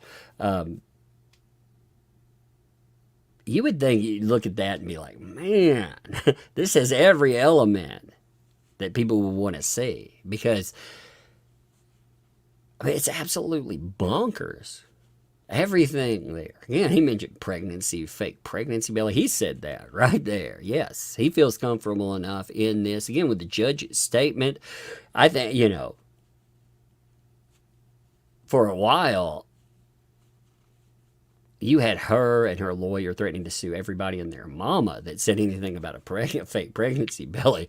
Now that just becomes part of it. And you would think, of course there would be talks, but that's amazing, isn't it? I mean, when you think about it, you may actually have some kind of a series that actually goes in, they cover it. I really hope that when somebody puts a documentary together, I hope they do talk to somebody like a Dave Neal too, because Dave, Dave Neal is a good reflection. I know so many other people found things and everything else, but he is a good gauge for the reaction that regular people just had to this. Because, he's seeing more and more items. He's having a day-to-day reaction. And you get to see how Laura responds to a regular person that's responding to the evidence that keeps coming up. At first, she's messaging him. She's sending him things that we know absolutely now. At the time, they were questionable, but now, yeah, we know the end result. But when he doesn't buy into that, she goes after him too. So she's not just going after Clayton for not believing and not going along. She's targeting anybody that doesn't go along too. And as far as I'm not sure if they're still not planning. Again, that'd be just a giant waste of money. And there's no chance at winning. Because again, a judge, well, they agreed with what everyone else had been saying. They said the exact same thing there. So good luck suing. But as far as we know, we would say a rational person wouldn't sue, but are we dealing with a rational person here? I'm not getting that feeling. Are you? Or June 10th. Okay. Yeah. What does she want now, though? There's no baby. She wanted it dropped. So when she went public, she decided to go out public to try to ruin me, try to defame me. That was the worst thing she ever did. And honestly, it ended up being the best thing that she ever did was go public, because what happened is when she went public anonymously, everyone, it was guilty till proven innocent. I got ripped to shreds the first few days, but then I got a DM and somebody said, hey, you're not the only one. You should look into this court case. And so I go to the courthouse and I pull up this court case, sure enough. So right off the bat, he noticed, is guilty till proven innocent. Again, that is the problem with the culture that we've built. And there are people that adamantly defend this too. I saw it with other accusation cases. They say, innocent until proven guilty is a standard for a court of law. Right here, we don't have to adopt that. And again, you should at least be able to look into things. Again, you're not allowed to declare somebody innocent, and clear their name as far as a judicial system is concerned. But you can look into things, and you can find enough stuff where whether or not, there could be more, or there isn't more. But people don't do that. This just came out and people assumed. And then, like he said, he gets a DM. Tell him he's not the only one. And that rabbit hole, well, we've seen where that leads. Boom, another guy. And as I'm reading his documents, I see within the documents, boom, another guy from 2 years prior to that. And I'm like, oh my gosh. She wants what drop? Because did you sue her? No, so basically, the family court, she was trying to have us do a mediation, and so then after we do the mediation, the mediator said, well, okay, how are we going to solve this? I said, I want her to take a paternity test. That's all I want. And she said, I'll take one if he dates me. I said, I'm not dating you. Take the test. In mediation? Yeah. And so she was basically just like, oh my God, that's so crazy. They got a mediation. And immediately, oh my God, I'm not laughing, like I said. I'm not. I'm laughing at the absurdity to that, because it goes back to the dating contract thing. Yeah, for sure, I will date you if you. I will take a paternity test rather, if you agree with my terms. If you will date me, and like that's wild, because you would think that had already been that had already been established. But it's still a push to force him into this situation. And nobody's going to be like, yeah, sure, let's do that.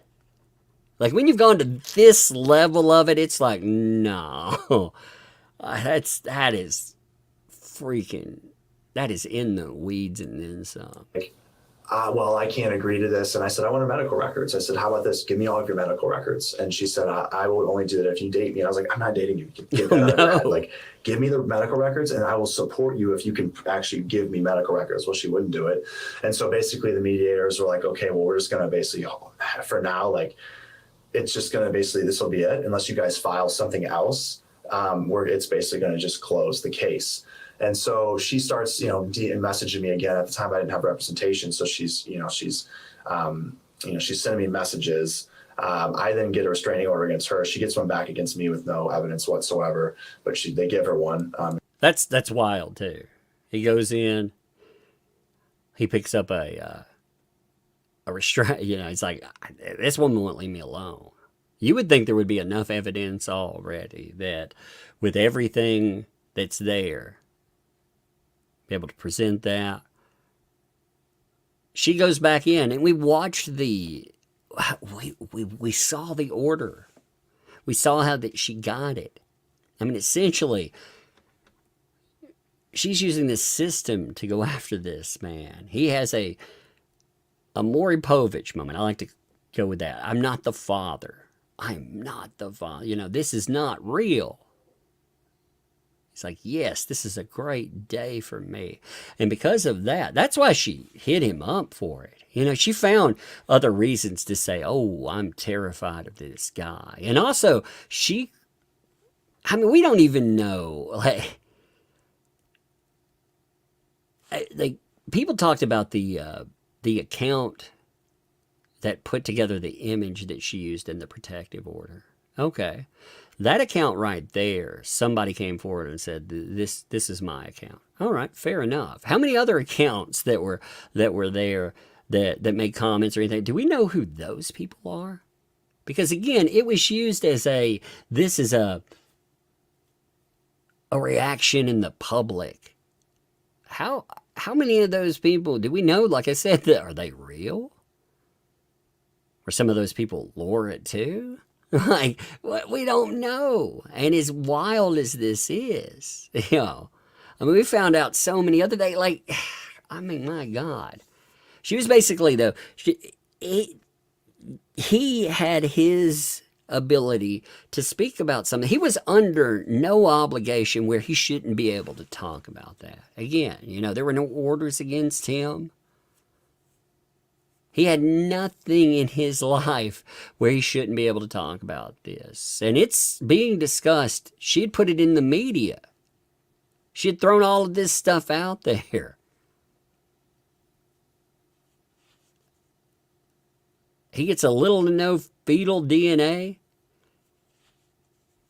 And that is used against him, as well as him saying, if you're faking this, I'm going to go to the full extent of the law. Like, people who fake this, yeah, for sure. You're going to be held accountable for what you did. That's a threat? Holy shit, man. I mean, maybe to her that's a threat. But you know what? If that's a threat, then I would say saying that, you dropped the case or $1.4 million. I'm going to sue you, for that. That's definitely a fucking threat. But that wasn't in the eyes of the courts. They mentioned that.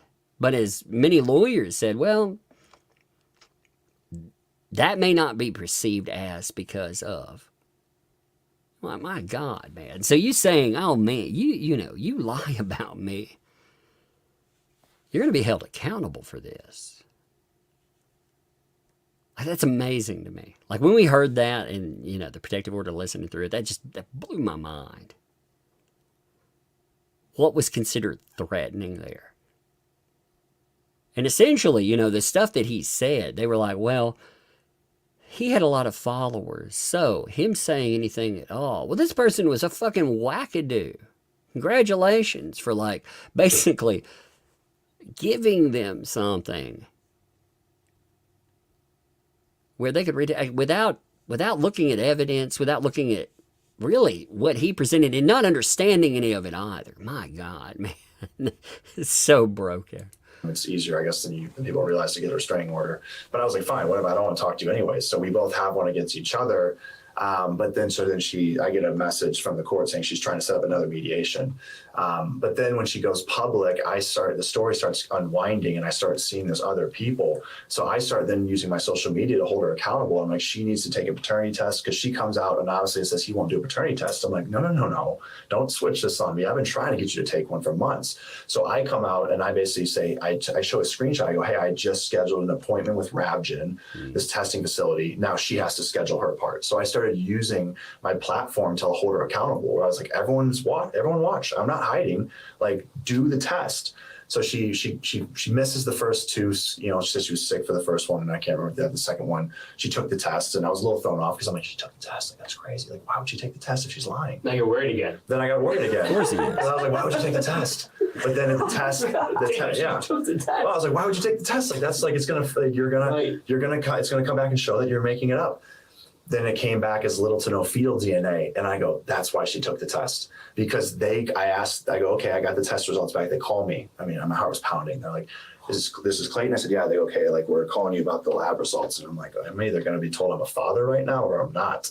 That I thought it was either you're the father or you're not the father. Or you're not. Yeah, so I my heart's pounding, obviously, because I'm just like, oh my God, it's racing a million miles a minute. And he goes, so the test results came back and it showed little to no fetal DNA. And so I'm automatically like about to rejoice. I'm like, yes, little. I mean, so I'm not the father. And he goes, well, no, it's not that. It's that it's little to no fetal DNA. So we have to test again. And I said, well, but why? There's no fetal DNA. And that's because she's lying. And he said, listen, he goes, we don't do these tests. We didn't create these tests for people that lie. We create these tests for people that are actually pregnant. So there's the problem too. They don't create a test that actually screens out the liars. They created tests for people that are actually pregnant, and they're trying to determine the paternity of someone. So even though you have the results that are saying, hey, this person here, yeah, they're a liar. And this was used against him, by the way. This idea that it didn't actually say that he wasn't the father. Again, remember, if you go back to that protective order hearing, we saw all of this play out. We saw the excuses. Oh, well, Clayton actually knew. Therefore, that's because the person that's doing all of this stuff, they understand how this stuff sets up. It's not, like a horse husband noted, the test isn't for evil. Yeah, you don't have a way to eliminate evil in that. That's a good way of putting it. There is, even if it's showing you that a person is a liar, that's not what they're testing for. Therefore, they're going to go with, well, let's try it again. That's horrible. That moment too. Like I said, there should be, for people like this, there should be some consequence, because ultimately the things that, when he's talking about getting put through this stuff, I don't know why I'm hitting my hand while I'm saying that, but what he's being put through there is horrible. This is a horrible situation. He's picking up the phone, he's sweating it, thinking, man, surely a person wouldn't go to these links. Maybe that's not because, we always, when people look at that, they say, well, that's because of mental illness. Maybe that's because they realize what the test actually will say. The test doesn't rule out liars. So they know, even if it comes back with little to no fetal DNA, they understand that that does not preclude what they're trying to say. Like, that's crazy. Because the level of sophistication that somebody would add to this, it's boggling when you think about it from that level. If you remove the idea, obviously, just to do this period, you got something wrong. But beyond that, to have a plan that would be sophisticated enough that you could go to these levels, that you would know what type of things in a courtroom that you could use. Even before that, like what you could actually do. Then how tests could come in. That's freaking wild, man. It's mind-blowing. If she is making this up, we're not going to be able to like test to a place where you're going to get a definitive answer that you're not the father. I said, so what you're telling me is she's going to test again and again, and at what point do you stop her from testing? As well, we do normally about 3 times that she would test, and then if it comes back with field DNA 3 times, and we basically ask her for her doctor to be involved and produce some type of record. And I said, so that's why she tested, because she knew that it was going to come back as, smart. It's too bad she didn't study to be like a doctor herself or something, using this intelligence. No, the girl isn't smart. The person is diabolical. There's a difference. You know, this isn't smart. Like a sophisticated scammer. Like when you find a flaw in a system and you go in and you destroy people's lives, I don't consider scammers to be smart. They may have a sophisticated scam, but ultimately it shows you how broken that system is. Because this is just knowing the flaws in a system, going in and researching them, and to go to that point, I would say a person's frightening. I wouldn't call them smart. I'd say that they're fucking scary. Well, that's the thing is like she's dangerous because she knows the court system well, and she also, as we've seen from the previous court findings, she runs a script. So the cases are eerily similar. The previous guy, she claimed she was pregnant with twins. The previous guy before that, she claimed she was pregnant with twins. So she's had practice.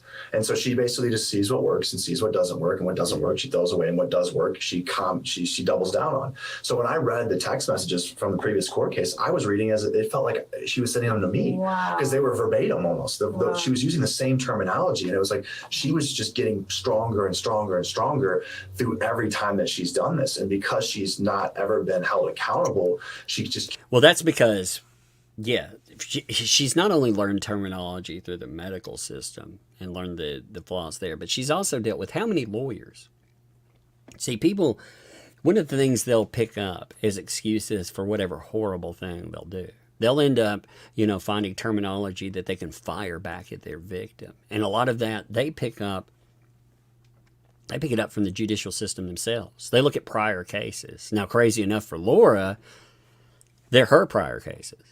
So we're not talking about just prior cases. We're talking about her prior cases. And that, man, that's something keeps else. Doing it. So what's her MO? Her MO is really to just destroy men that don't want anything to do with her. Yeah. So this court hearing, what is being decided? I'm still so confused. Like, she's not pregnant. So this was just uploaded, by the way. So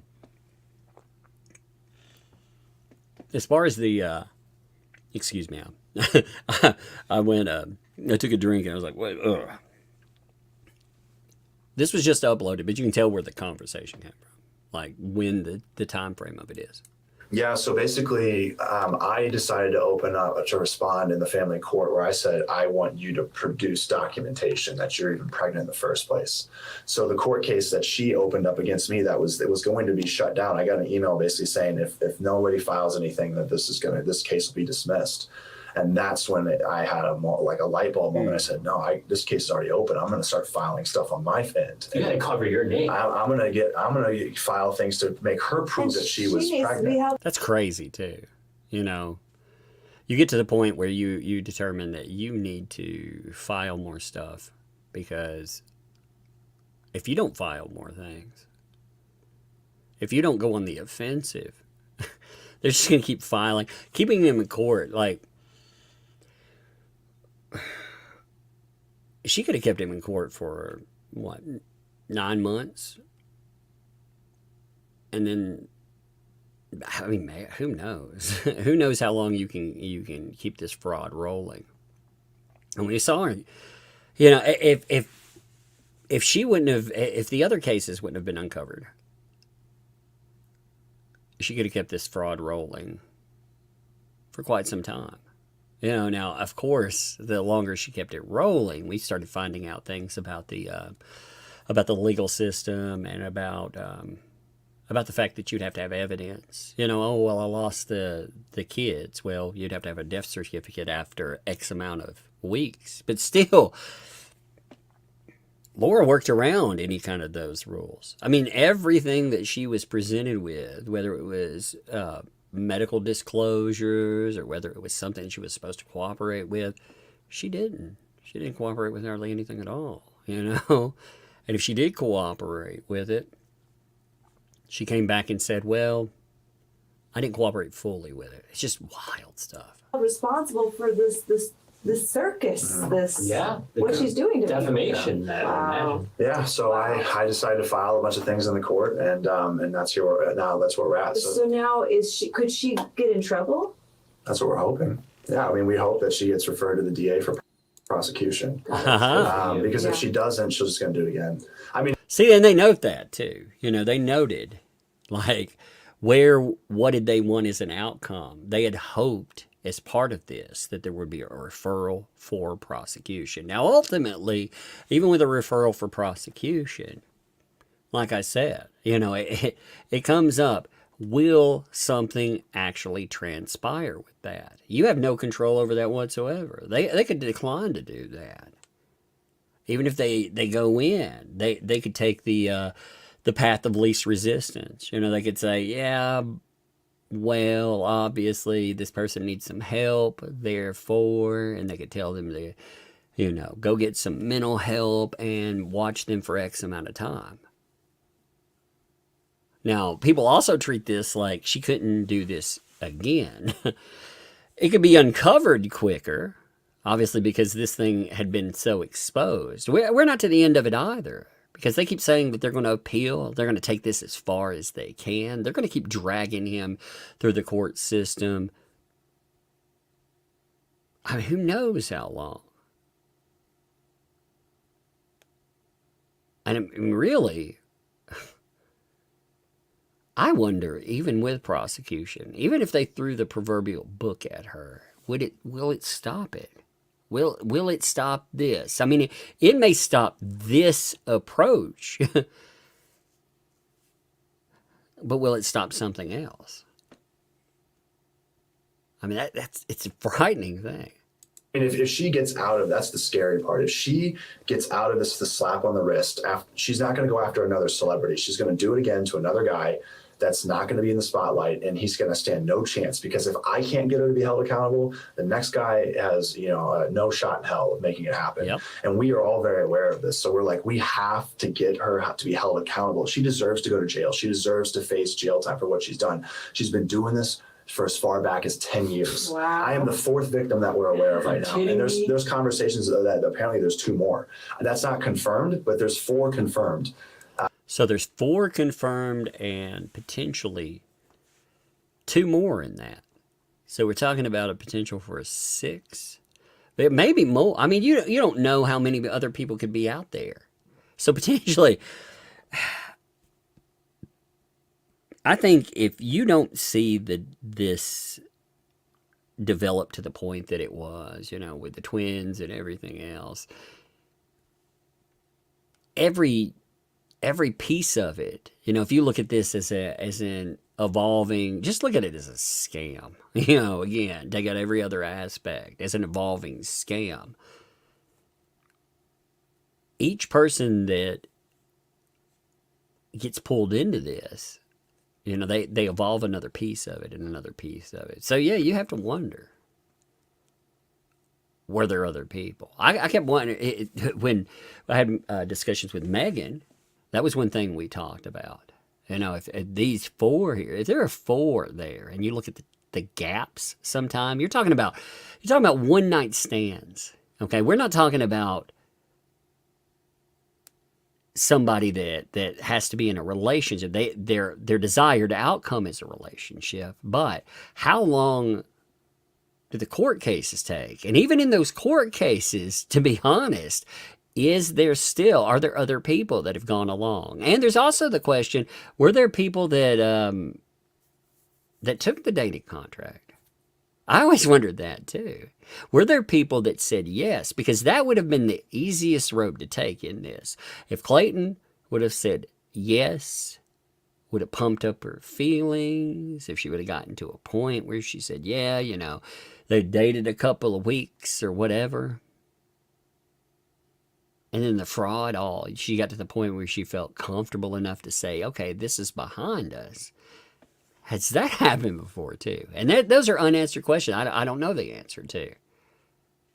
But that's a distinct possibility, too. You know, we've been looking at this through gaps of times with litigation. And there's this assumption that while she's in court, that she's not doing anything to anyone else, that she's just fixated on this one person.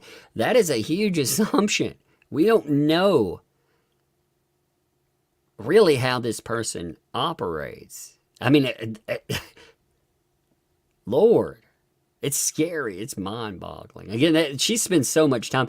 I would hope that the amount of time that she spends fixated on somebody, like again, the Greg Gillespie messages are a good indicator. For a certain time period, I don't know how you'd work another person into that, you know, because she's messaging them all day, every day. But after she's told that you can't have communications anymore, I don't know. And it's agitating. And so we're like, if we don't hold her accountable, I think the court system, I really, really do believe that there's justice will be served come June 10th. But I mean, am I scared that there's a chance that she gets a slap on the wrist? Yeah. I mean, I'm like, I can't dictate what happens. I just really hope that the court obviously compiles all this evidence that's been presented and goes, this woman is dangerous and we need to prosecute her for the DA, and this whole thing gets taken. And the next victim might actually have intercourse with her. Who knows? And it's really that's the part I can't get over. Like, there's some food. Well, yeah, definitely. And again, you can see when this came up, this uploaded though. This is a new upload for discussion. You can see like how comfortable he is in discussing this, how resolute he is, but also you can see that sliver of doubt, like how I really feel confident that this will happen, but if it doesn't, I mean, again, moving on to things. Yeah, but like she just needs to be stopped because she won't stop. Yeah, crazy. Well, thank you for fighting a good fight out there, because I can tell it's now I understand, hearing the whole story, why you've spoken about it publicly and got on your Instagram, because you were really calling things out. If you were really silent, actually that would have hurt you a little bit. So call her out and speak publicly. And I didn't want it to go public. I sent her a contract at one point. I tried to play her game. I sent her a contract that I made up, and I said, sign this stating that you've made all of this up, and I won't ever bring this up to anybody ever again. I don't want this to go public on either of our fronts. I don't want you, just sign the contract, and I will act as if this never happened. I will walk away. I won't go after you, for damages or anything, because this was before she went public. I was like, just sign it, and I will act as if this thing never happened. And I guarantee you, she wishes she would have signed that now. Yeah. So is this a girl coming full circle where you first saw her and you're like, wow, she's really cute? No. And then now she's like, holy crap. You talk about a burn right there. So going full circle, is this one of those girls where you thought, man, she's really cute? No. I mean, it's just straight up. He was like, nope, that's not what I thought. What caused it? The Mary Jane. He was like, yeah, I was on a date, but I was on a date with Mary Jane. I wasn't on a date with her. That's not what I was thinking. He said at the very beginning that he wouldn't have done any of this if he wouldn't have been, under the influence. He would have never made these choices. It's just fascinating to see. Again, I firmly believe him in that, because he's been so open about it. It's not like he's going in and trying to bash. That's not something he's ever tried to do in this. But he's been just bluntly honest with everything that's come up, so. Sorry, a beast. I spoke so I did not to be rude, but I jumped to it because honestly I have so much anger built up towards her that I don't see anything. That's I can't point. see her in an attractive She's trying to be mind. morphed into a beast, but she's had to be, I will say I was under the influence, and She was high, man. I think it's hard for me to say again that. Conventionally, I guess she was attractive. It's really hard for me to say that because of course I can't see her in any other light other than just pure evil. But yeah, I was attracted to her. at one point. Okay, so you've been very gracious with your time. We know you got to run, busy man here. Couple quick hitters before we leave, and Alexia, I want you to ask one question real quick for Clayton. I will start. For all the fellas out there, I would imagine a lot of women are watching this episode for obvious reasons, but there are plenty of guys that are watching. So what would you give, if 30 seconds or less? You're a man. We've talked a lot about women today. You've done it on the small screen. You've done it in real life. Any advice for guys out there that just, they can't really get a date, or if they do get a date, they just can't get any traction with a woman on a first date? What would be your advice to men watching that just want to get in the game a little bit? Yeah, just stop being something that you're not. Just be you. I honestly think if you... Don't you think that was a weird segue, by the way?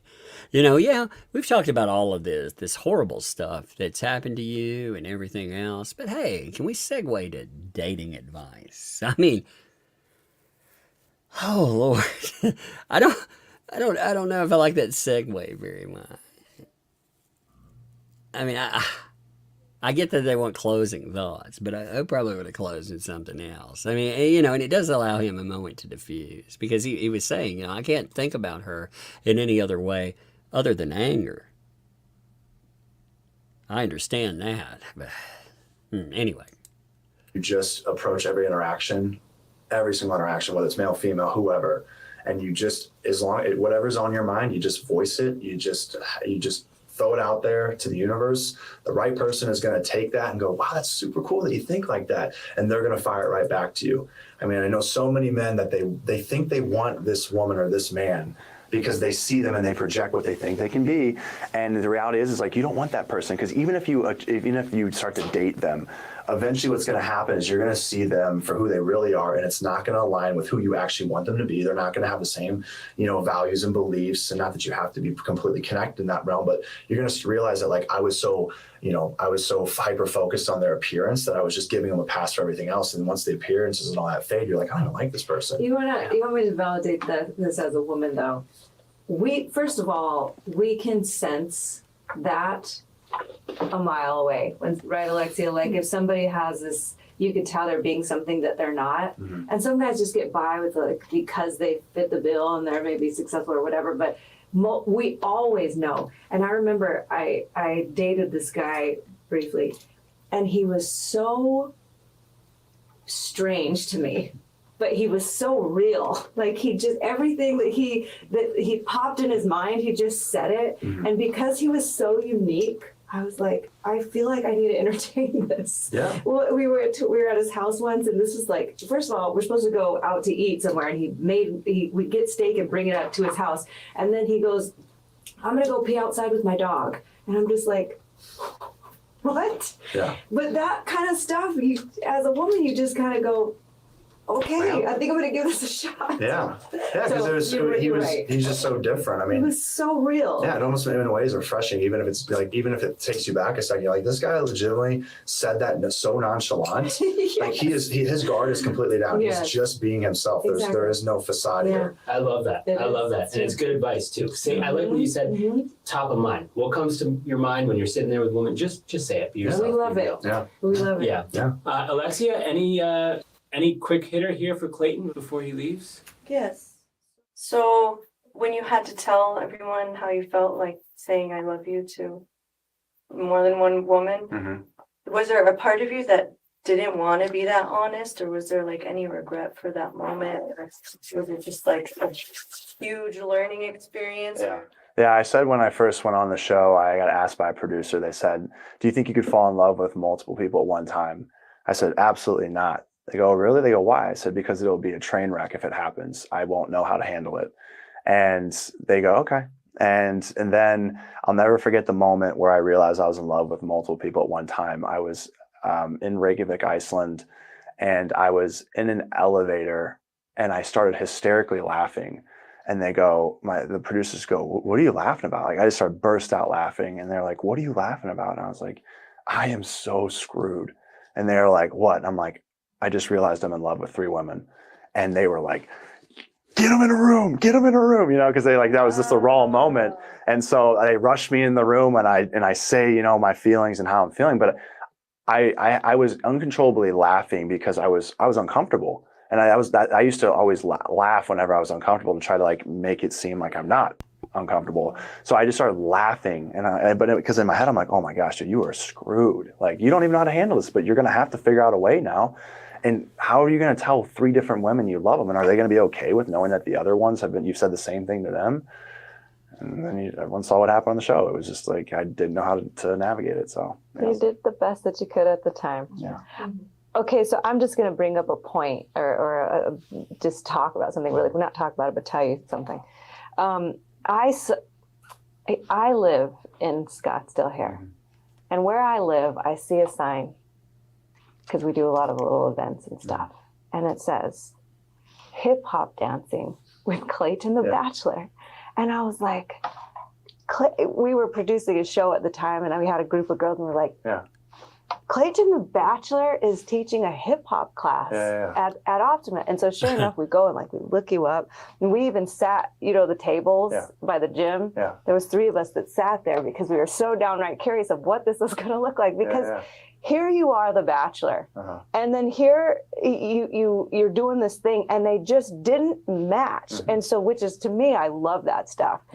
And now that we hear your story about how you discovered how to be authentically you, especially you're like, I know I'm not a good dancer, but I love to dance. That just... I actually think Clayton got to the point where he understood that certain things don't matter. I would think that's, like I say, the case, especially, would get you in that mindset where do whatever the hell you want, whatever the hell makes you happy, because it's these minor things, like, they don't mean anything. What do social media comments mean, for example, or people, how they perceive your persona versus the actual conflicts in your life. These actual obstacles, the real ordeals where your entire life could be wrecked. When you get to that point, you're like, dance, have fun. Anyway, I'm gonna let this last minute play. Put everything together in such a heartwarming way for me. I just want you to know I genuinely appreciate the courage. This show's called Wild Courage. And your journey really caused you to, maybe by way of the cross, but kicked you into your authentic self. And I just think it's beautiful. Yeah, absolutely. I mean, it's been really great. Of course, there's still just a lot of things happening in my life, but the best thing is I wake up every morning and I'm like, I get to just be me. And that's been a really, really cool feeling, because I never felt that before in my life. So it's worth it. It's worth the fight. And I would recommend everybody just take a good hard look in the mirror at themselves and say, do I actually love who I am? I mean, if everyone else was removed from this planet right now, would I be doing the things that I'm doing? And if the answer is no, then it's time to start rebuilding. Love that, man. I thought that was a good interview, though, actually. I thought that was it was very telling for mindset, but it was also, it was just a good look into the evolution of a person. Again, this guy, the stuff he's been through, I wouldn't wish on anyone. And most people, we can't even imagine what that's like. So for him to find some kind of peace where he's going out and he's like, hey man, I can enjoy dance. I'm going to upload this. I'm not going to care about anything. I'm happy for it. But anyway, this, again, that was uploaded on the channel Wild Courage. And they have 72 subscribers on that. It actually has 154 likes on it. If somebody would put that into the chat, it only like 29 comments. I think a lot of people too, when they go and they look up this case, still, even with media attention and everything else, it still has not gotten to the level that you would kind of expect from something. And that's, it's kind of sad. If it would have been picked up from Go in the same way that the media covers a Clayton Echard when he's on something like The Bachelor. Again, they didn't cover like what's happening to him for real with the same exuberance as they did tearing him down. if they would have. You can imagine like the lesson in that. I thought overall, again, I thought it was a good interview. It was an hour. I thought it flowed well. You know, there wasn't a lot of, again, go and give the place that uploaded it some love though. Anyway, I thought that was good. We'll cover something tomorrow. I'm not sure what. I try to keep the super chats caught up as we went through. So we're actually caught up for once while we're going through everything. But I'm going to call it here. Appreciate you. And we'll do something tomorrow. I don't even know what we'll cover. We might actually talk about the that crazy Amber Heard documentary stuff that's coming up. My God, there's so much crazy out there. I don't even know what I want to cover every day. But appreciate you, folks. We'll see you.